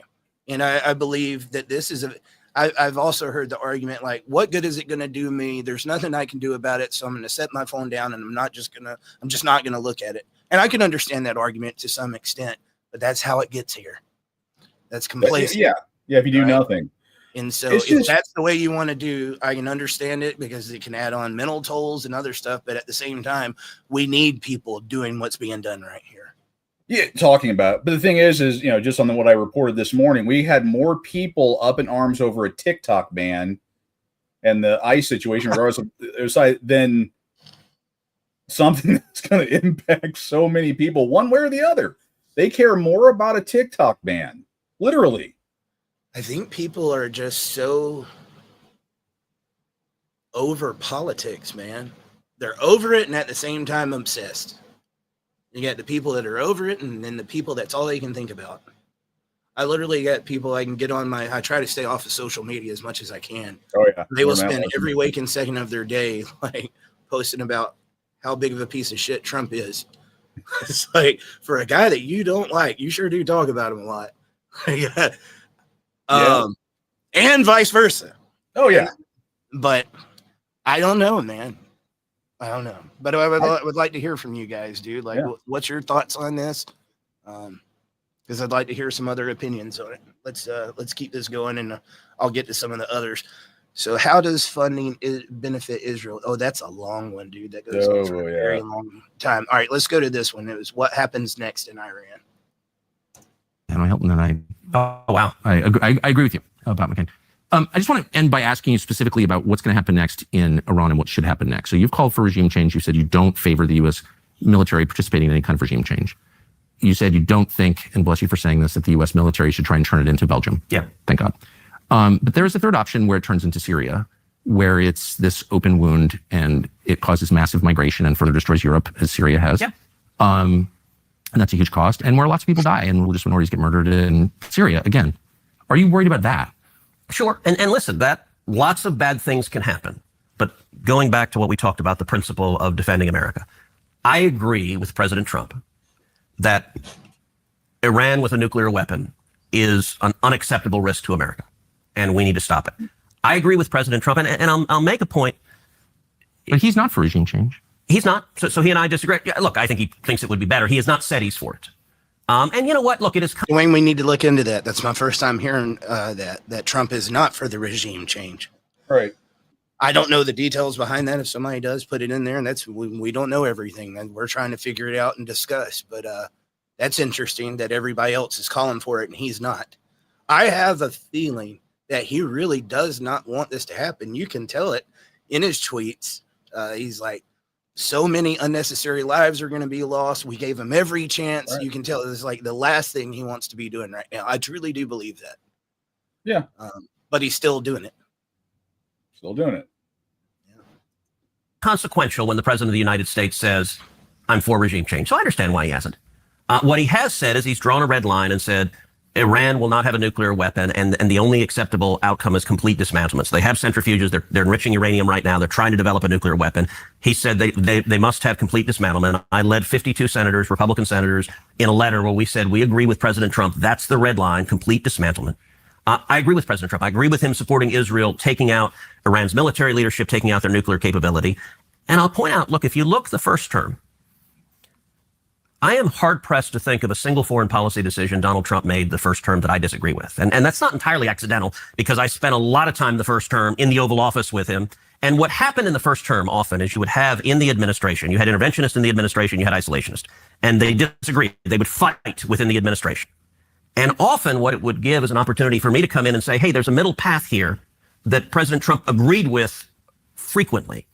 And it's worth noting, in the first term, he most assuredly was not an isolationist. Look, he took out General Soleimani, which I emphatically agree with. And in fact, I introduced a resolution that we voted on the Senate floor commending him for taking out General Soleimani, who was the leader of the IRGC and who was responsible for killing over 600 American servicemen and women.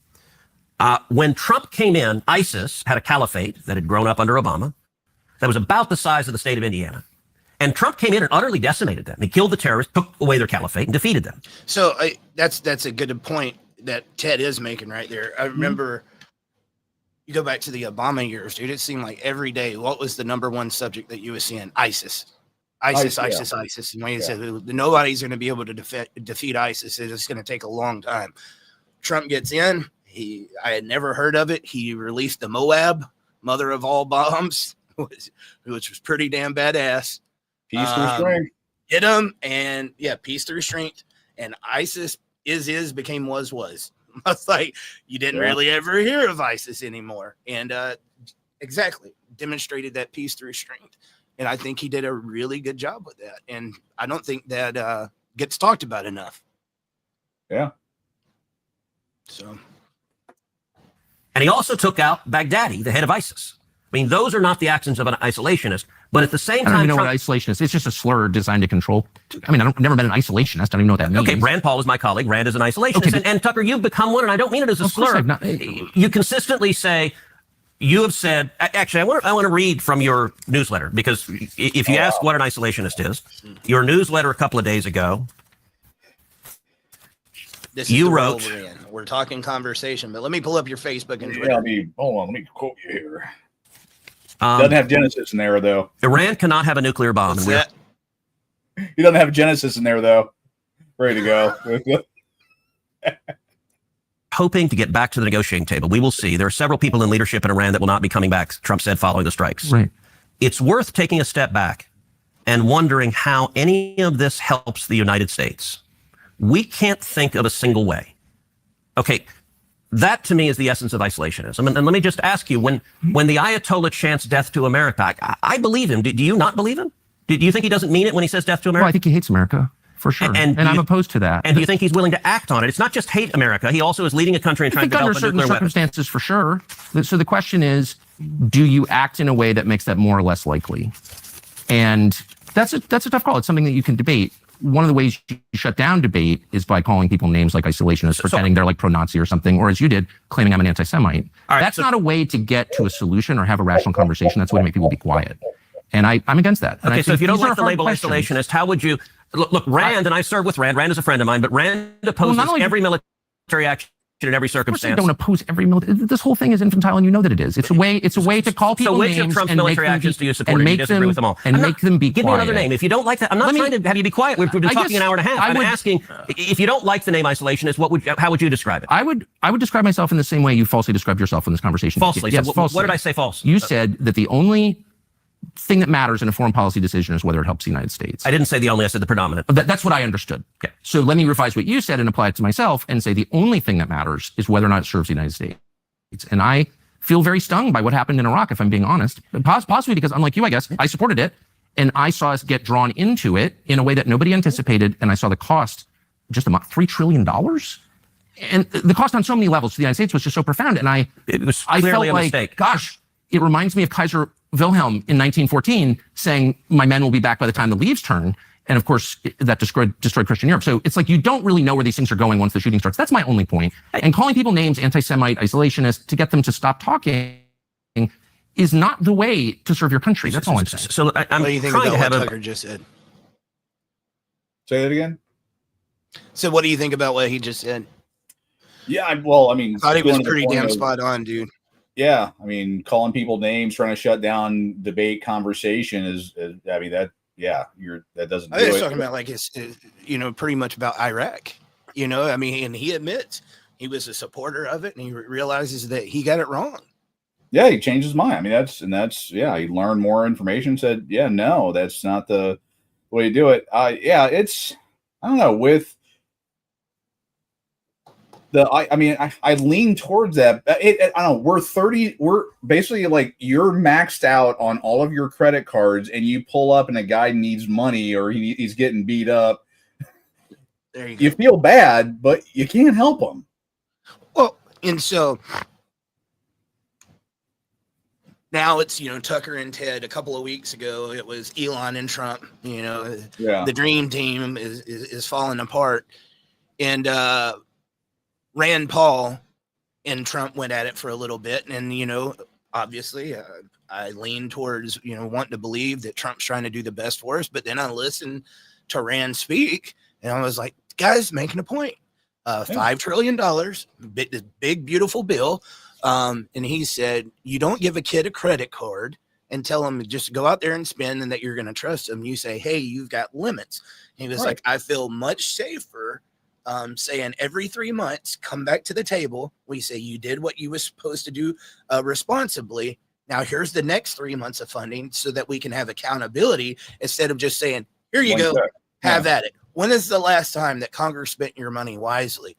And when I have had so many people, Dwayne, that when they hear about this, they're instantly on Trump's side and that Rand's a lunatic. And when I put it like that, they're like, well, that's reasonable. Well, that was what Rand Paul was saying. Right. Well, it's just, listen to what he's saying and quit the sound bites. Listen to what he's actually saying and apply some thought versus the blind, I'm following Trump, I'm following Harris, I'm following by. I mean, everyone's so, if you know, if you don't believe all the things here, you're not a Republican, or you're not a Democrat, and we've lost that. We need to get back to where we can have, hey, sometimes the leader is wrong. And the people on the right are just as bad as the people on the left. I'm seeing so much. I mean, last week I've seen so much hypocritical stuff. Like, dude, you were screaming at the Democrats for doing the exact same thing you're doing. Like I said, they're talking about the screenshots and the screenshots. And all the people here that's disagreeing with Trump, they're not MAGA, they're not America first, because they don't agree with you right now. Right now, just because they have a disagreement and they don't want to see us go to war, they're an enemy. An enemy, yeah, because they don't want to go to war. Yeah. I mean, even like, shouldn't there be some compassion still if you disagree with them? They are disagreeing with you right now because they think we're about to go to war and that people are going to die. There should be some compassion that you have towards that person for having that disagreement, because isn't their disagreement like, what's the word? Well, it's in good faith. It's in good faith. They want to make sure that we don't do unnecessary wars like we did. So what makes this different than Iraq is we have Iraq to compare it to. I'm assuming Trump knows about that letter from March of this year that said there were no WMDs found there, that they know they've been talking about this since the 80s. So why? Well, maybe there has been intelligence that came out since March that says that it was being built. If that's the case, why don't we know that? Well, yeah, that should be front and center. So the American people can get better behind you and say, oh, okay, that makes sense. That's not going to risk national security. That's not going to mess up anything. Look at where we're at already. It's okay to give us that little bit of information. Maybe they have. So far, I haven't seen it. The thing is, we keep talking about, the smart Americans, and what I saw with the no kings and the ICE stuff has told me we don't have a whole lot of smart Americans left. I mean, when I saw that person holding a sign that said, let illegal immigrants or their whatever because of the Constitution, I'm baffled. I cannot believe it is even a conversation in 2025 with people that lived through 9/11, watch those planes hit those towers. I remember watching people jump all the way down. Buildings, yeah. I don't think I've seen some of the footage on YouTube, but I haven't seen it correctly. They were jumping left and right, trying to get away from those flames. Yeah. And it was a horrific thing. It was worse than any scary movie. And it was because we had people in our country on those planes that we didn't know about. And we want to open the border, because here's the scary thing. We do go to war with Iran. How do we know there's not sleeper cells here? Yeah, we have no idea. And anybody that we go to war with, who do we know is inside of our borders right now? Is there a possibility that there could be some bad actors? Out of 8 million people that came in, I would think so. Dude, some of the protesters they got in the riots and the no king stuff. Yeah. Rapists, pedophiles, murderers. Like, even if it's a small percentage, we're letting them in, guys. They could have been prevented from coming in here if we knew who was coming in. Those are big mistakes to be made. And that might not hit home to you until it's one of your family that is facing the consequence from one of those people being over here. I remember very first CPAC I went to, I met this lady. Her name was Sabine. Her son got killed by an illegal immigrant that was drunk and wrecked into him. And was over here, and he was wanted, had all kinds of charges on him, but he had gotten over here illegally and wrecked into her son and killed him. And she said she went to all the news begging them to give her coverage, and nobody would do it until one day Donald Trump doesn't get coverage. What's that? What else doesn't get coverage on big issues? Oh, like family court. Family court. Well, I mean, this is going to be embarrassing for me to even talk about, but I have a 24-year-old son. Let's just say I have taught him everything. I mean, he's seen me walk the walk and talk the talk and everything. And due to whatever the hell he's going through, we had a conversation recently about the whole ICE thing, and he actually is on we'll just say the other side of me. It's embarrassing to even talk about that, but that's what propaganda and all this TikTok nonsense and feminism. I'll stop there. That whole conversation is so messed up, dude. And there's definitely so much room for conversation on it, because I do believe in immigration, and I want to see people come over here and get the American dream. I just want to see them do it the right way. On the other side, I've got friends that have been trying to get their family over here and been trying for years. Salt of the earth people, man. And it's next to impossible. And then you got people just coming over the border like they did. I think we should make it easier for people to come over. Let's get them. Let's get those background checks. Let them come over here, build the American dream, invest in our country, pay taxes, get them in. Like, it shouldn't be taken as long as it's taking. And I know the system's going to be incredibly backed up. What's that? We've been talking about this for 30 years. Congress has not done anything on that topic for 30 years.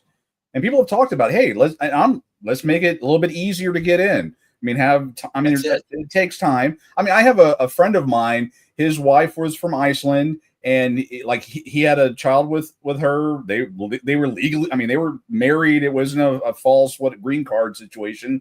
And like the heartbreak he would go through having to, they would be at the airport and he would have to say goodbye to his daughter, who would then, go over to the next time that they could come back over, and all that. I totally get it. But we've been talking about fixing the immigration laws for at least 30 years, and I'm being generous. Well, and so I'm going to play devil's advocate here for a second. So I'm not going to do a lot with that. But so what's that new thing? You can buy the gold card for $5 million and get over here. So we can expedite somebody that's going to give us $5 million, but somebody that's wanting to bring their family and pay taxes and work and probably do jobs that's one thing that really gets under my skin. The same people that go around saying that everything is racist have been making the statement that who's going to pick our vegetables? Who's going to do this? And it's like, you're equating them to a slave worker. But you're calling other people racist. You're not saying that they're the ones that's going to get jobs in Wall Street or any. Who's going to pick our vegetables? Who's going to do this? And like, okay, who's going to dig the ditches? I can't believe people watch that and go, yeah. That's serious, man. We should make it easier for people to get over here. I think we should expedite it a little bit more. At the same time, we have to know who's coming over, because I don't want to see another 9/11. Yeah, a lot of Gen Z that thinks it's cool and it's hip, like your son. He wasn't here for 9/11. He's heard about it. But if he had to sit in front of that TV and watch those people jumping off that building, he would probably have a deeper understanding. But you can't. How old are you now, Dwayne? 50, almost getting ready to turn 53. So you got 24 years of living with 53, and it's impossible for that 24 to understand what the 53 does. And so we're always one generation away. Yeah. We talk about the Bay of Pigs, had that guy sitting on there making that decision, not been an old guy and some young kid, we'd probably all be dead right now. We're one generation away. That's how it works. That's it, man. Let's start running through this a little bit more. Right. A real and serious conversation. Right. And look, a lot of this has been contentious. I wish it had not, because as we started out by saying, you and I agree vehemently on 80% of the issues. This discussion is focused on the 20% where we don't. I will say, look, on Iraq, you look at the 2016 presidential campaign where you had 17 Republicans running. If you set Rand aside, and his views are on one side, there were only two candidates on that stage that opposed the Iraq war. Me and Donald Trump. We were the only two. Everyone else thought the Iraq war was a great thing. I think it was a disaster. So you and I agree on that as well. In my view, I think your foreign policy has gone too far. So, let me ask you, is there a military action Trump has undertaken that you agree with? Because I've not heard anything. Look, I would say it's really simple. I believe in self-defense. That's why I keep firearms at home. I think it's morally justified to defend yourself, your family, your property, your nation. And so to the extent that you can deter a threat through violence always being the least appealing choice, violence always being, if I can finish, always being a tragedy, I think you can justify the use of violence in self-defense. That's my personal view. And that applies to me and to the country that I live in. Those are my views. That's not an isolationist view. It's not an anti-Israel view. It's not an anti-Semitic view, with apologies. It is, I think, a pretty common sense view.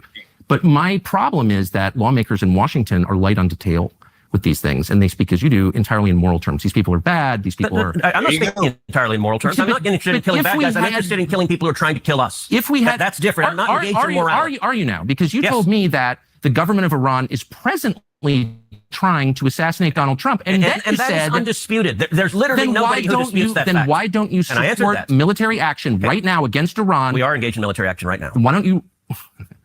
Why don't you support offensive military? Attention to what he just said.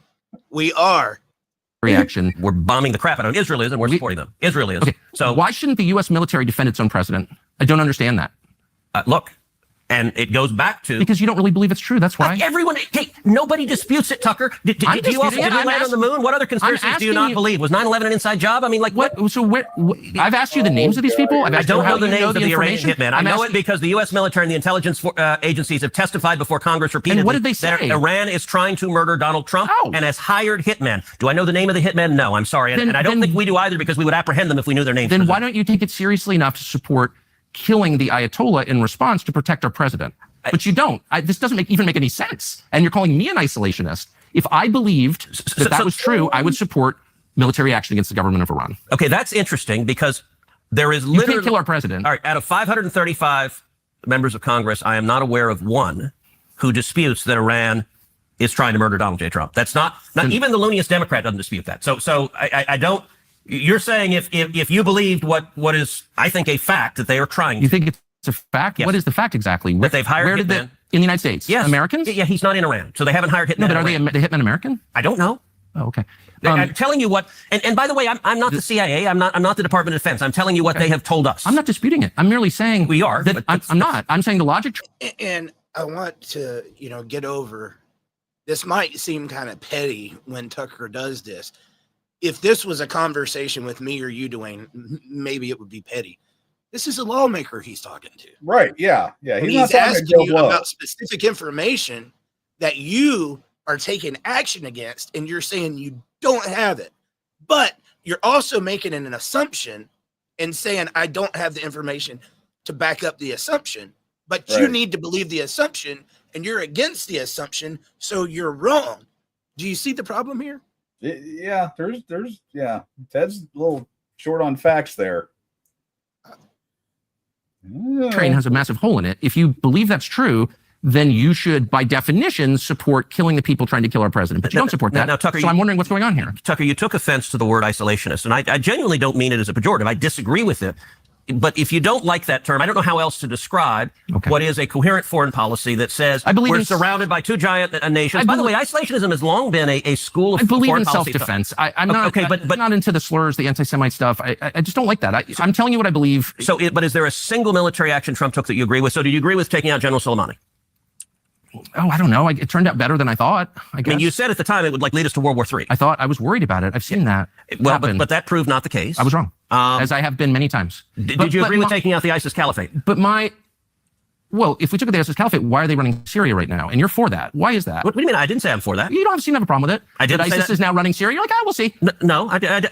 I mean, I know why. By the way, I know I why. didn't push Assad out. Assad toppled. It's hilarious. You know why Assad's bad, but no, ISIS runs Syria, but that's fine. We'll just kind of wait and see on ISIS. Not a big deal. You know not why? A big deal. They're trying to kill Trump. Hold on a second. I want to get back. You know why I don't care, and why, and you do your trademark smirky laugh. I know why you don't care. What are you even talking about? What? Why don't I care? I don't know why. You tell me. Because you think it's okay because they're not making angry noises or something, but by your own standards, ISIS is so immoral that they must die, but now they're running Syria, and you don't think that we should take military action against the government of Syria because why? They're ISIS. What I said is I don't know how good or bad it'll be. Look, I wasn't pushing Assad out. He fell. He fell on his own, in part because he was heavily supported by Hezbollah, and when Israel took out the Hezbollah leadership, he lost his base of support. But the current ISIS leadership, you don't think is bad? You can't say it's terrible that ISIS runs a country? I am concerned about it. Concerned? Aren't you horrified? I want to see what they do. So you got a wait and see attitude on ISIS now? On the government of Syria, they are not. Wait and see attitude on ISIS, but not on Iran. Yeah. I don't know. And I'm not going to lie to you, dude. I mean, it's hard for me to even comment on a lot of what they're talking about now because I don't know about it. I'm realizing we're in territory that I really need to study up on, but it's very concerning. Yeah, Mike Very just reported some information that I just corroborated on Reuters and a few other websites. What you got? He has privately approved attack plans for Iran pending final order. Wall Street Journal has just reported that. He's going to give him one last shot to see if Tehran would abandon its nuclear program. Hug your kids.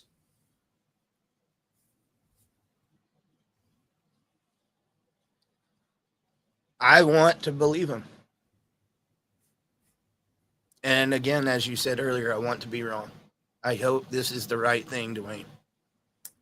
I'm hoping that this is a Iran blinks.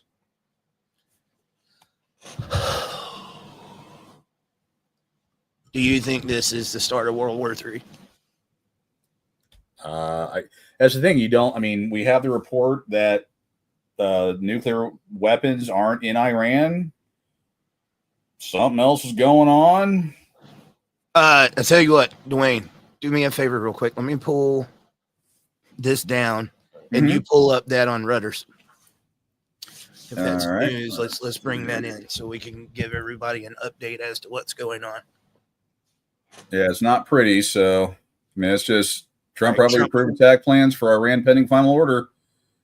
And then U.S. President Donald Trump told senior aides late Tuesday that the approved attack plans for Iran, but has withheld a final order to see if Tehran would abandon its nuclear program. The Wall Street Journal reported on Wednesday, citing 3 people familiar with the deliberation. So again, he's attempting the peace through strength thing. And Right. I honestly believe he does not want this to happen, but he's hoping that, like, that threat is going to make them back down. And from what we've seen of them so far, I don't see them backing down. And so if you make that threat and you don't follow through, you become the boy who cried wolf. And I think he knows that because he said numerous things since he's been in office this time that have not materialized. Yeah. And I believe that he believed it fully. It's just not happening. Like do you know why? So Christopher Columbus did not find America. It was already here. It was inhabited by Native Americans. We know that. But do you know why Christopher Columbus discovered America through that travel? Why he was doing it in the first place? Spices, money. Well, yeah, but he was trying to find a way around the Middle East. Yeah. Even back then, they had this bull crap going on. Right, yeah. He was trying to find an alternative route to avoid the Middle East, even back then, because this has been going on for ages. And it's got to do, a lot of it's religion-based. Let's be honest, a lot of it is based off of that and different beliefs and stuff. And that's another thing why I say I wish people would just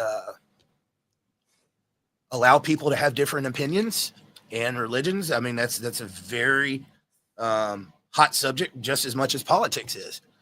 But this isn't something new. Conflict has been going on for a long time. Cain and Abel. Yeah. Also in Genesis.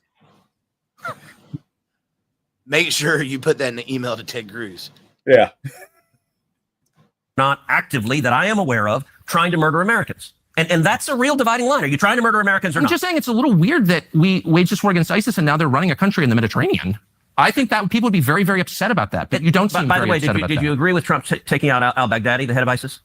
I'm totally opposed to ISIS. And what I care about is results, actually. And if taking out the head of ISIS ends ISIS, I guess I'm for it. But now ISIS runs Syria. Okay, so I'm wondering how does this work? I mean, my point is... At the time, I mean, I've taken so many different positions over the years, some of which have been wrong. I really do my best to be honest and correct if they are and admit that I was wrong. I'm not one of these people who's like, I've always been consistent. No, my views change all the time because the facts change all the time. You're not going to get consistency from me. You're only going to get sincerity. And dude, that's all you can ask for, right? Yeah. I'm the same way. I've noticed in a lot of my stuff, if I go back and watch old podcasts, man, I had that one wrong. I honestly believed what I said at that time. Yeah. But I think that's going to be for everybody. I mean, the only alternative is just not to speak at all.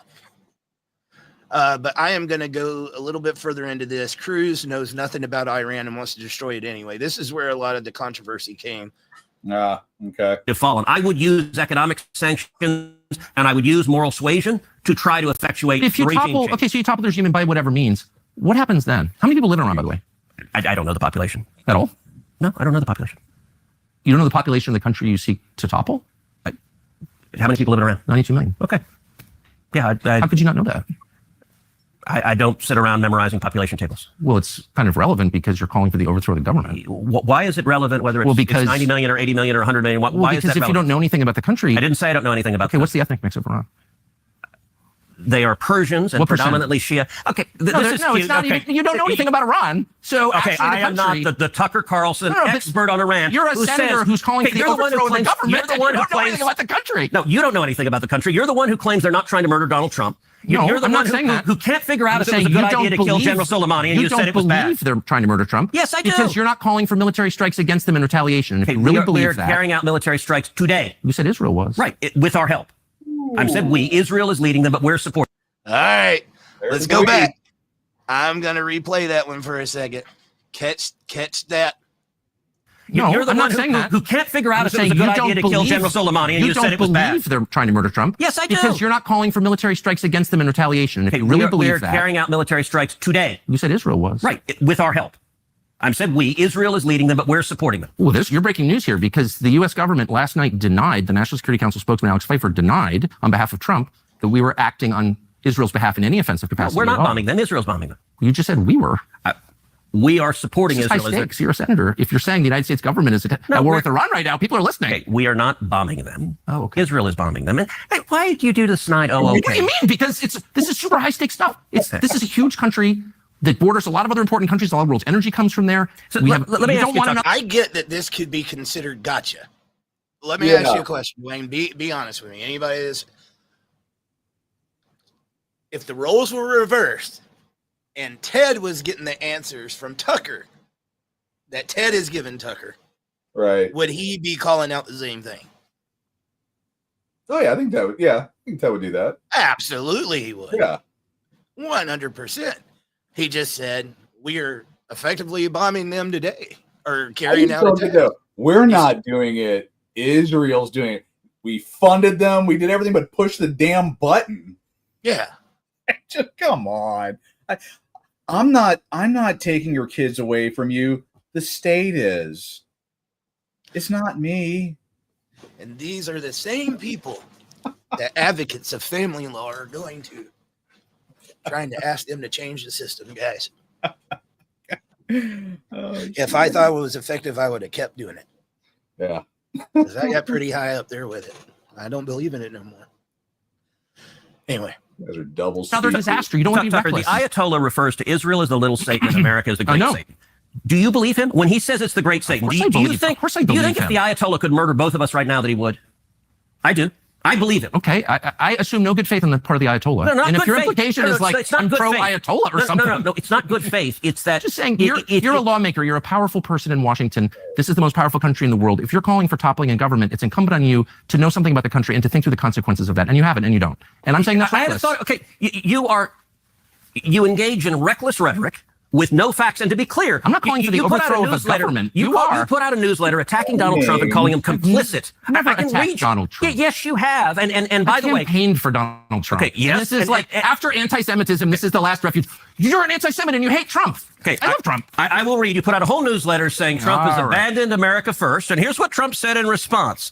Well, considering that I'm the one that developed America first, and considering that the term wasn't used until I came along, I think I'm the one who decides that. For those people who say they want peace, you can't have peace if Iran has a nuclear weapon. So for all of those wonderful people who don't want to do anything about Iran having a nuclear weapon, that's not peace. That was Man. directed at you. Man, you got me.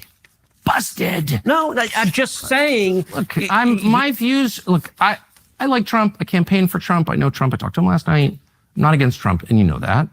But think you're against that his foreign policy. I think that we should be very careful about entering into more foreign wars that don't help us when our country is dying. When you I think that is a great point, dude. Because I mean, I have the same stance. I'm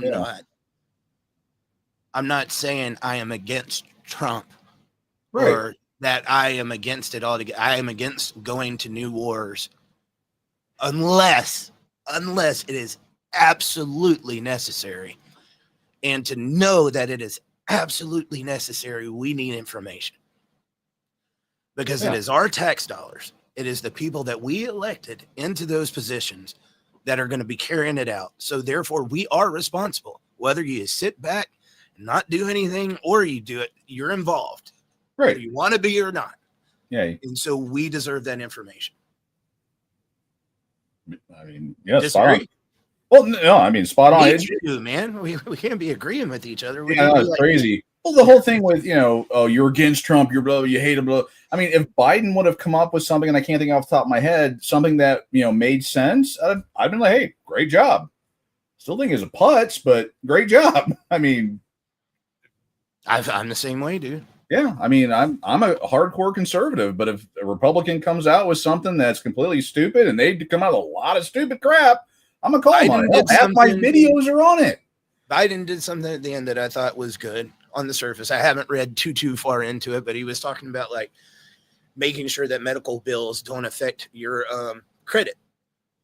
And okay. With a medical system as screwed up as ours is, where you pay $25 for a Band-Aid if you go in the hospital, I'm okay with that. I think that's great because these people are crooks. I support that. And that, yes, I can support that. I can get behind it. If you do something right. But that is not the world we live in, bro. Nope, not at all. And our country is dying. Look, yes, focus on our country. I'm all for it. But the naivete. You don't even know how much money this costs. You don't know anything about the country whose government you want to overthrow. And you're calling me reckless. I want to stop a lunatic who wants to murder us from getting nuclear weapons that could kill millions of Americans. Fair. You say, I can't see how that benefits America in any way. That is bizarre. And by the way, isolationism, your foreign policy is the foreign policy of Jimmy Carter and Barack Obama. Oh, absolutely. And it doesn't work. Yeah, I'm a big leftist. This is so silly. And now I'm Jimmy Carter and Barack Obama. Okay. Let me just say one last thing. So how is your foreign policy different from Jimmy Carter's? Seriously. Please. What? I asked that question seriously. I don't even know what you're talking about. Jimmy Carter? So what century is this? I am the product of the last 25 years, watching carefully, being involved in the periphery, and I see an unending string of foreign policy disasters that have impoverished and hurt our country. Unending string. Unending string. They would include Afghanistan, Iraq, Libya, Syria, and our inability to stop the Houthis, by the way, in Yemen, which exposes us as weak, and I grieve over that. So these are failures. You helped preside over some of them as a member of the Senate. What failures, foreign policy failures, have I presided over? Well, we were unable to beat Russia in the war that you supported against Russia. You've been super critical, bro. Listen carefully. Anybody watching? Spending the last 3 years telling us that Vladimir Putin is evil and we're going to beat him with other people's children, and 1 million of those kids are now dead. You've never apologized for that. That was a full failure. By the way, look. The level of number of falsehoods you lay out just in one statement are rather. You haven't supported the war against Russia? Are rather stunning. So the war against Russia was caused, which I have explained at great detail, by Joe Biden's weakness. But you supported the war. If you want to talk, we can talk Russia and Ukraine. I'm happy to talk about it. Do you think that's been a success? No, it's been an absolute disaster. This is no better when the right does it. Like, yeah, a lot of times the left, they blamed everything on Trump. Now it's, it's popular. Everything was on Biden. I get it. Biden was a disaster on many things, but the right had their hand in it too, bro. Exactly. They were jockeying for paychecks. Okay, but you supported it. Shouldn't you apologize? No. You should apologize. I'm not going to engage in the demanding of apologizing. So I'm like, that's my point. Is all these failures and no one ever says I'm sorry. Matter, or do you just throw out if you want to talk, we can talk. Okay, I do. I want to know why that seems like a true disaster for the United States. You have supported it. Do you believe Joe Biden's weakness caused the war in Ukraine? I think Joe Biden's aggression caused it. His aggression? What aggression? He demanded that Ukraine join NATO. How does that help the United States? It is a terrible idea, and I have vigorously opposed Ukraine joining NATO. Okay, so that's what caused the war. No, it's not. Okay. All right. Do you want to know what caused the war? Like, you do the dismissive. You're not actually interested in facts. You're like, okay. Okay, tell me, It seems super you're absolutely right, and I'm sorry. That is a tick of mine that is wrong, and I mean this with sincerity. I'm sorry to do that to you, dude. When is the last time you've heard anybody do that? Apologize or talk about their tick? Oh yeah, I mean that was again. We've talked a number of times about Vance and Tim Walz and how they handled each other that time. That rare breath of fresh air. They did it with respect, and they disagreed with each other like wholeheartedly. Yeah, I'm just trying to see better how than these two are doing right now. I just think it seems so obvious that sending Kamala Harris to the NATO Security Conference to say you're going to join NATO is what triggered the invasion days later. Okay, so can I? This will take a few minutes to lay out because it's complicated, but I think the facts matter. I think two things caused the war in Ukraine. Number one, I think Biden's incredible weakness and the disastrous withdrawal from Afghanistan. Now, I believe we need to leave Afghanistan, but not with the incompetence that led to 13 servicemen and women being murdered by terrorists there. The way Biden did that was disastrous, and I think our enemies looked to the commander in chief and said, this president is weak. And when that withdrawal was so disastrous, I said publicly at the time, the chances of Putin invading Ukraine have just risen tenfold. Right. But secondly, and this is critically important. Well, I agree. That was awful, the withdrawal. And it was a major cause of our enemies all said, hey, this president is weak. And so it invited, and by the way, look, I despise war.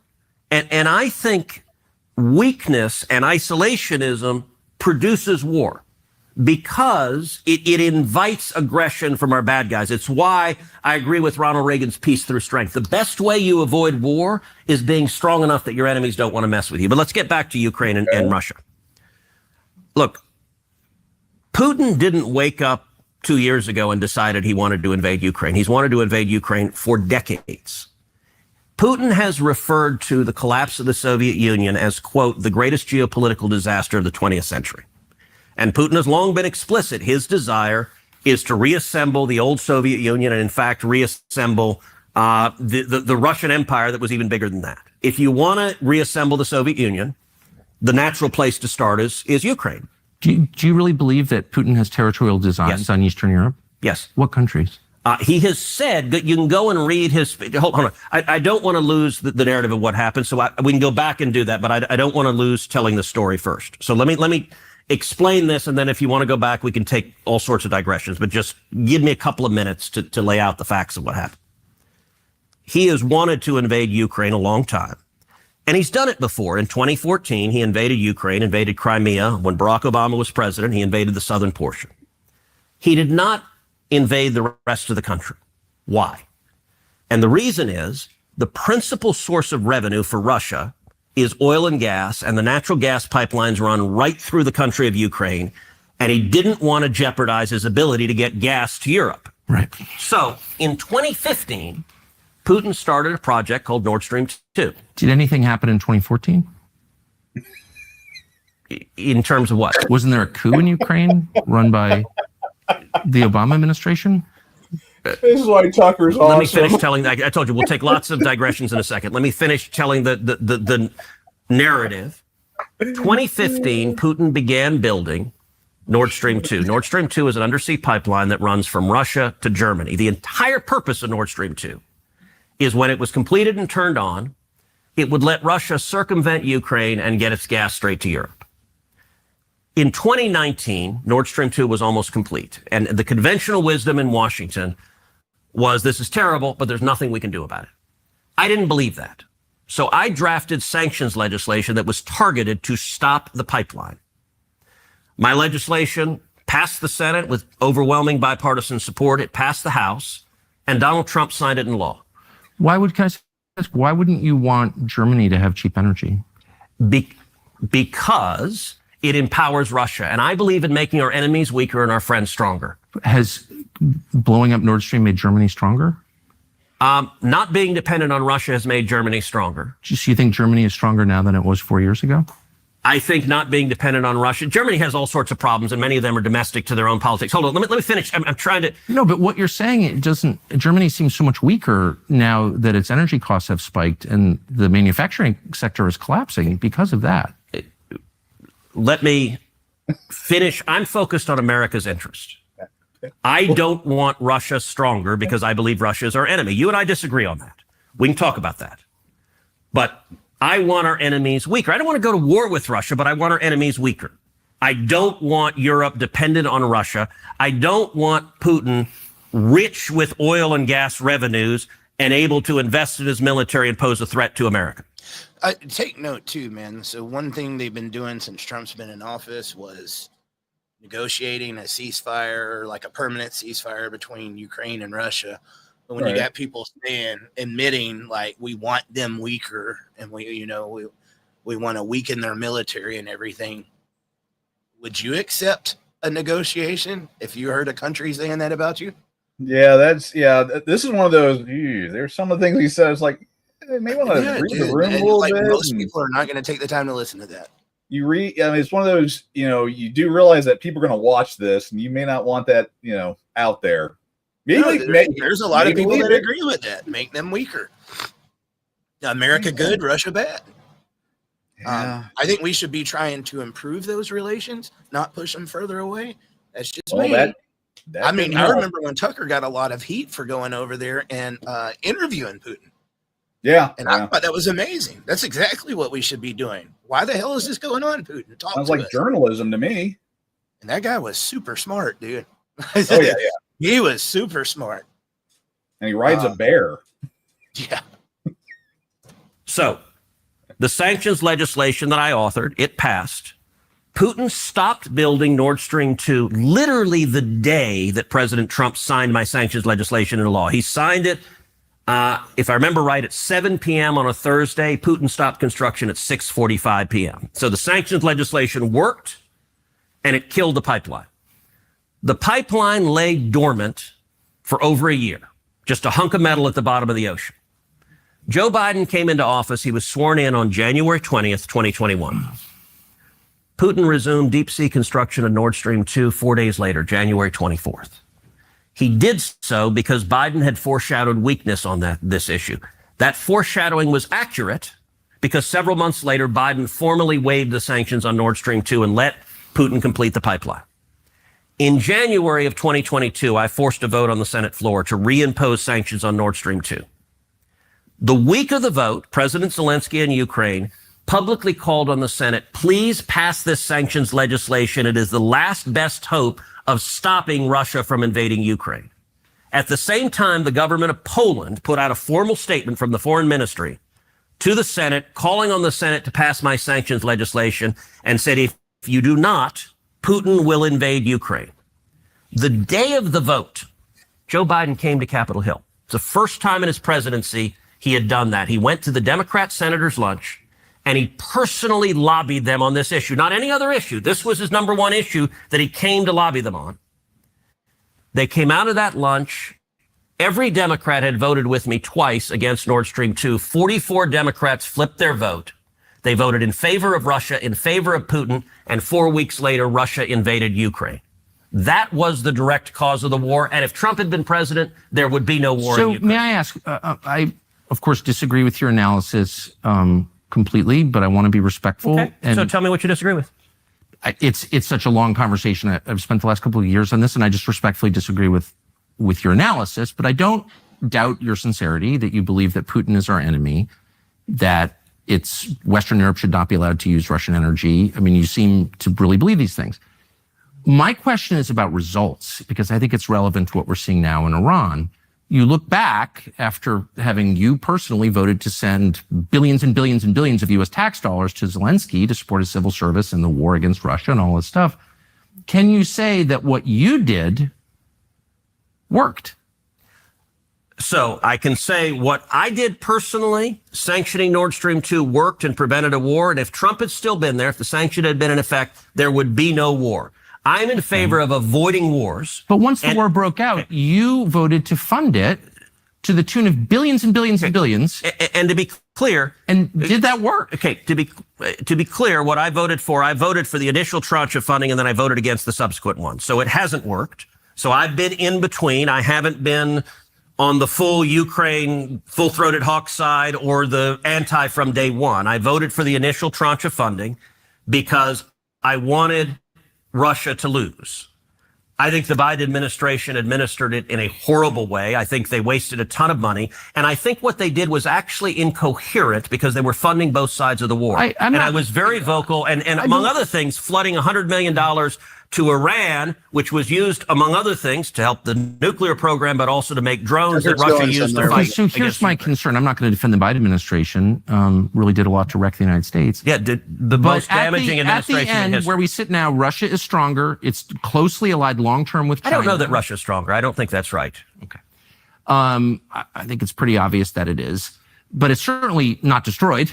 And it's allied long-term with China. Maybe. That there's no doubt Biden's foreign policy drove Russia into the arms of China, and that's concerning. They also have a long history of animosity. Western Europe is weaker and more in debt. The United States is weaker and much more in debt. Hold on. So you and I are agreeing on a lot. We're agreeing. Here's my question. Have you questioned any of your previous assumptions? Did you play any role in this at all? Are you responsible at all? Of course, and like you said. What have you learned? Like you said you've changed your mind. Yeah, I voted for the first funding of the Ukraine war, and I voted against every subsequent funding stream because it wasn't working. And I looked at what was happening and said, this is not working. And had the money been spent in an intelligent way and not wasted, and had it been successful, I might have been willing to fund more. But it wasn't successful, so I voted no. And the war is going to end. Look, President Trump campaigned on ending the war. I think he's frustrated because Putin has been less than eager to reach a deal to end the war, but it's going to end. You're not going to see another dollar coming from Congress. Do you think Zelensky wants to end the war? I think Zelensky has behaved horribly. I think his Oval Office meeting will go down in history as the worst. Man, I wish I was in Tucker's seat right now. Because my follow-up question would be, do you think Netanyahu wants to end the war? Yeah. I don't know. Cruz is doing a lot of causation, correlation, and stuff like that. Some of the facts I'd love to, plot those out and look at the timeline, but I don't know about that one. Tucker's got the big point coming up. Oh yeah, okay. Worst Oval Office meeting of any leader that has ever come to the Oval Office. I think he behaved like a pompous ass, and I think he is unrealistic. I think Zelensky spends his time with Nancy Pelosi and Chuck Schumer in the New York Times, and he believed he was going to the Oval Office as a resist figure. And I think he's doing real damage to his country right now. You described him many times as a hero. I don't recall ever using the word hero. I do. Say, look, I'm not a Zelensky cheerleader, and I'm not in the business of saying everyone we support has to be a saint and everyone we oppose has to be a villain. I'm not in the morality game. I'm in the U.S. interest game. Why did I want Nord Stream 2 stopped? Because it would strengthen Russia, and Russia's our enemies. It's entirely U.S. interest. Did you support the industrial sabotage against it, blowing it up? So I think you believe America did that. Is that right? Of course. Okay, I think the chances of that are zero. You think Russia did it? No, I think Ukraine did it. Okay, so I don't know. So I don't know who did it. In terms of the theories that have been put out there, I think Ukraine did it. The idea that Russia blew up their own pipeline never made any sense to me at all. That just I can't even articulate why they would do that.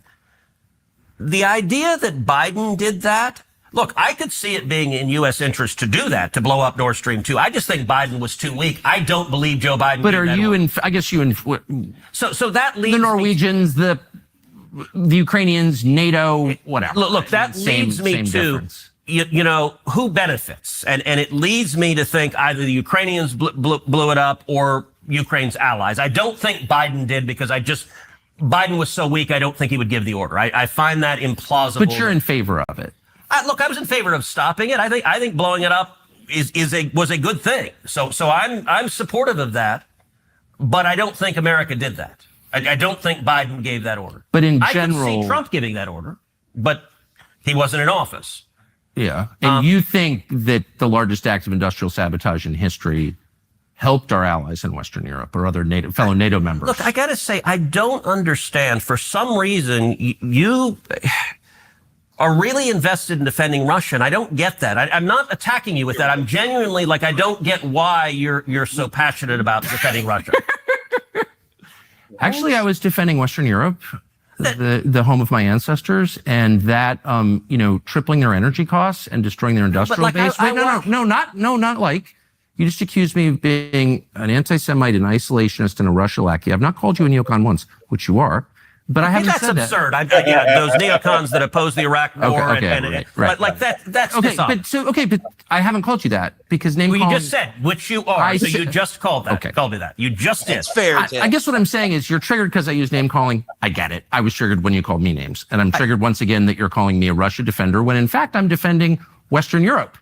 And I don't think that you. Do you think Putin's our enemy? He's literally our enemy. You are funding a war against him. Do you This hits, bro.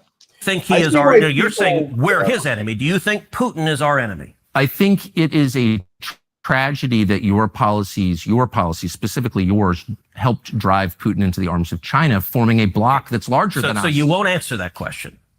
I don't. He just did. He is literally our enemy right now. That is a tragedy for the United States. No, you're saying, but you won't say he is our enemy. And look, like I know in what sense? I don't want to be enemies with Russia. It doesn't help us at all.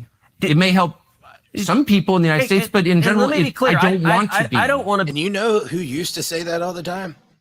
Who? Trump. Because everybody always accused him of being in bed with Putin. Oh well, yeah, the collusion. We want him as friends. We want him as allies. We don't want him as enemies. Like that's crazy. Why do you want him as an enemy? Everybody. Now all of a sudden, yeah, be at war. But this is such a good point, man. I mean, you gave $80 billion in funding to a country that has been at war with him. Mm-hmm. Of course, he's your enemy now, and you ran him into the arms of our biggest threat. Right. To me, I think the biggest threat that the United States faces is China. And we're in debt to them. We're in debt to them. We have parts of the country being gave to them. And if we go in war, we'll probably go in even more debt to the same person who will probably end up getting more of the United States. Yeah. So I agree with Tucker here. Absolutely. I mean, dude, it goes on a little bit longer. I think we've watched enough. Yeah, I see why people, don't get involved in this at all and watch kitten videos. I can appreciate why. I mean, this stuff impacts us. There's some big things going down, but I see why people are just pretty much watching kitten videos. Yep. Well, man, I mean, you brought that up about the attacks. So it looks like there's some current developments that will probably, I mean, it was a scary feeling. The last 2 days, I was afraid when I woke up of what was going to be on the news. I was waiting for hell to break loose. Right. And then sometimes maybe we get too upset about it. I just have a very uneasy feeling about what's going on right now because I don't want my kids and my grandkids growing up in a country of war. Yeah. And I think we've been involved in so many wars now, Dwayne. Yeah. And there is a lot of people that would like to see some harm to the United States. Yeah, we have that. It does remind me, though, of the 80s when the continual daily threat of nuclear war. I mean, we lived and breathed nuclear war while growing up during that time. It just feels like we're getting back to that point. I literally just had somebody tell me yesterday, like they said, oh, we could get hit. If it does, they say to open your mouth because of the pressure. And I'm like, oh my God, dude. Okay. I don't believe that Iran would attempt to bring nuclear war over here. I don't think so. I hope not. I know we've had a lot of comments in the comments section. Thank you for stuff there. Looks like we have some good, lively debate. Yeah, back and forth, which has been great. I mean, that's what part of this is this is happening. We'd be having World War III, but getting people to talk about it on people that are on both sides. I saw some back and forth on people that, had a different idea of what's happened in the past and the back. That's and forth. good. That's good. Yeah, that's good. Support it. Kept it respectful. That's the big thing. They've kept it respectful. There was no disrespect in there today. I think that's beautiful, and we'll do more of this. Surprisingly, this is the first time I can say this. The majority of our audience today came from X and Twitter. Woo! So thank you guys for tuning in. Yeah. Please tune in more later on. This is a different conversation than what we're typically doing. I have a lot of stuff coming up. This Friday, I'll be joined by Jeff Younger. who's been fighting against the gender transition of his son since his son was 7. He spent to the tune of $1.5 million. Right now, he has no custody to either of his kids after fighting one of the biggest battles I've ever seen a father battle. Yeah. Yeah. It is a disgrace. It's one of the most disgusting things I've ever heard of, but it's real. And this is a fight that a lot of people think is over since Trump got in office. And unfortunately, several of my friends who have been on the show that are fighting against the gender transition surgeries of their kids are still in that battle. Nothing has changed. Yeah. Yeah. And I think that is important. I mean, the legislation and executive actions that Trump took were amazing, and they were critical and needed to be done. As far as what it's done in their cases personally, it hasn't changed anything yet, guys. And so that's not a dig at Trump. I'm glad he did what he did. He's done pretty much about what he can do at this point with that. But he'll be joining us. I just want to make sure that his case stays fresh in everybody's mind. Because what happens is when this is in the news, everybody's on it. But eventually it goes away. It's yesterday's news, right? It's like people forget about it. And these guys are still on the grind and they need your support. I want to make sure those cases stay at the very front because this is a battle that's been going on for like 6-7 years now. Yeah. Yeah. And I've seen it get thrown back in the media so many times. And it's like, guys, don't leave. We need you here. One of my biggest goals of 2025 and 2026 is to make sure that gender transition surgeries for minors is banned in all 50 states and across the world. But I want to see that done. And I think that is a righteous battle that we can make happen. I really do. But we are fighting a serious kind of evil. And it's like, dude, that's a battle that we need to be fighting. Foreign wars that we don't need to be involved in right now. Yeah. How about let's make sure that our kids aren't having their genitals chopped off and pumped full of hormones. I could get behind that. I would like to see $100 get more than 1 or 2 bags of groceries. I would like to see fentanyl deaths stop in the streets. They have reduced. Yeah. They have been reduced. So credit where credit's due. When it comes to the border, he's kicked ass, dude. I mean, he has absolutely kicked ass. I know some people don't feel like he has, or they don't agree with that. Well, that's for another discussion. But I think he did what he was voted in to do. He did exactly what he was voted in to do. And I'm proud of that. One of the promises that he, did to get voted in was no new wars. That's what today's conversation was about as we are talking about a new war. Yeah, unfortunately. I just want to kind of point out that, the subject matter of today is a little different than what we've normally talked about in past. If people want to see and hear more about these things, let us know. As mentioned, you can also donate so Eric can continue, the operating costs and all that stuff, do some donations. I think you'd already maybe put out the Cash App and all that fun stuff, but throw a little coin his way to kind of keep those operating costs under control so we can keep getting this stuff out to you. Cash App, Venmo, it's down at the bottom. Dad Talk Today, no spaces. It does help the programs to run this add up. There's a lot that goes into it, guys. There's a lot, and I would like to do it more often. Since this is going good on X, I'm thinking, man, if we do some political streams, since a lot of the other social medias aren't as big on it, maybe we just start doing that over on X. I would like to see X grow. I got shadow banned very early on over there for my position. Twitter days. And I know they said Elon Musk has switched it up. It hasn't for me. I've got close to 1.5 million followers between all the other platforms on X. It's just like it's crickets, man. So to see it's doing good over there also, we are fighting a very righteous battle. I would like to see fathers. I believe most of the issues that are going on all across the world could be improved immensely, making sure that fathers are in the home. Kids need their daddies. A lot of the gang activity, wars, a lot of that could be certain. Child trafficking. That's where it starts, man. Yeah. That's where it starts at childhood. Making sure you get strong daddies in the home, raising these boys, raising these girls, and making sure they've got morals. Ever since, we've started seeing the homes kick the dad out and all this legislation that incentivized it, the world's went to hell in a handbasket. Yeah. The data proves it. Yeah, well, the data all shows that. But yeah, I mean, like I said before, like, share, subscribe. We got some likes out there. That of course helps. All that stuff. If you got a little coinage you can let go of, please send that to Eric so he can keep this show up and running and maybe even make some improvements and get out there more. The only thing I got left to say, dude, in the immortal words of Forrest Gump when he met the president JFK, I gotta pee.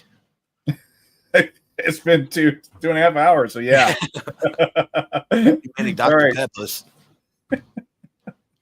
See you guys. Thank you for tuning in, and let's we're all in this together, man. I hope we're wrong on a lot of the stuff that we said today. Yeah. We're not on here. I want nothing but peace. I want nothing but peace and prosperity, and I want to see our country thriving again, and not just my country, your country too. This is way beyond America. I don't want to see war in Iran. I don't want to see it in Israel, Ukraine, Russia, China, Japan. I don't want to see it anywhere. I want peace. So, see you guys.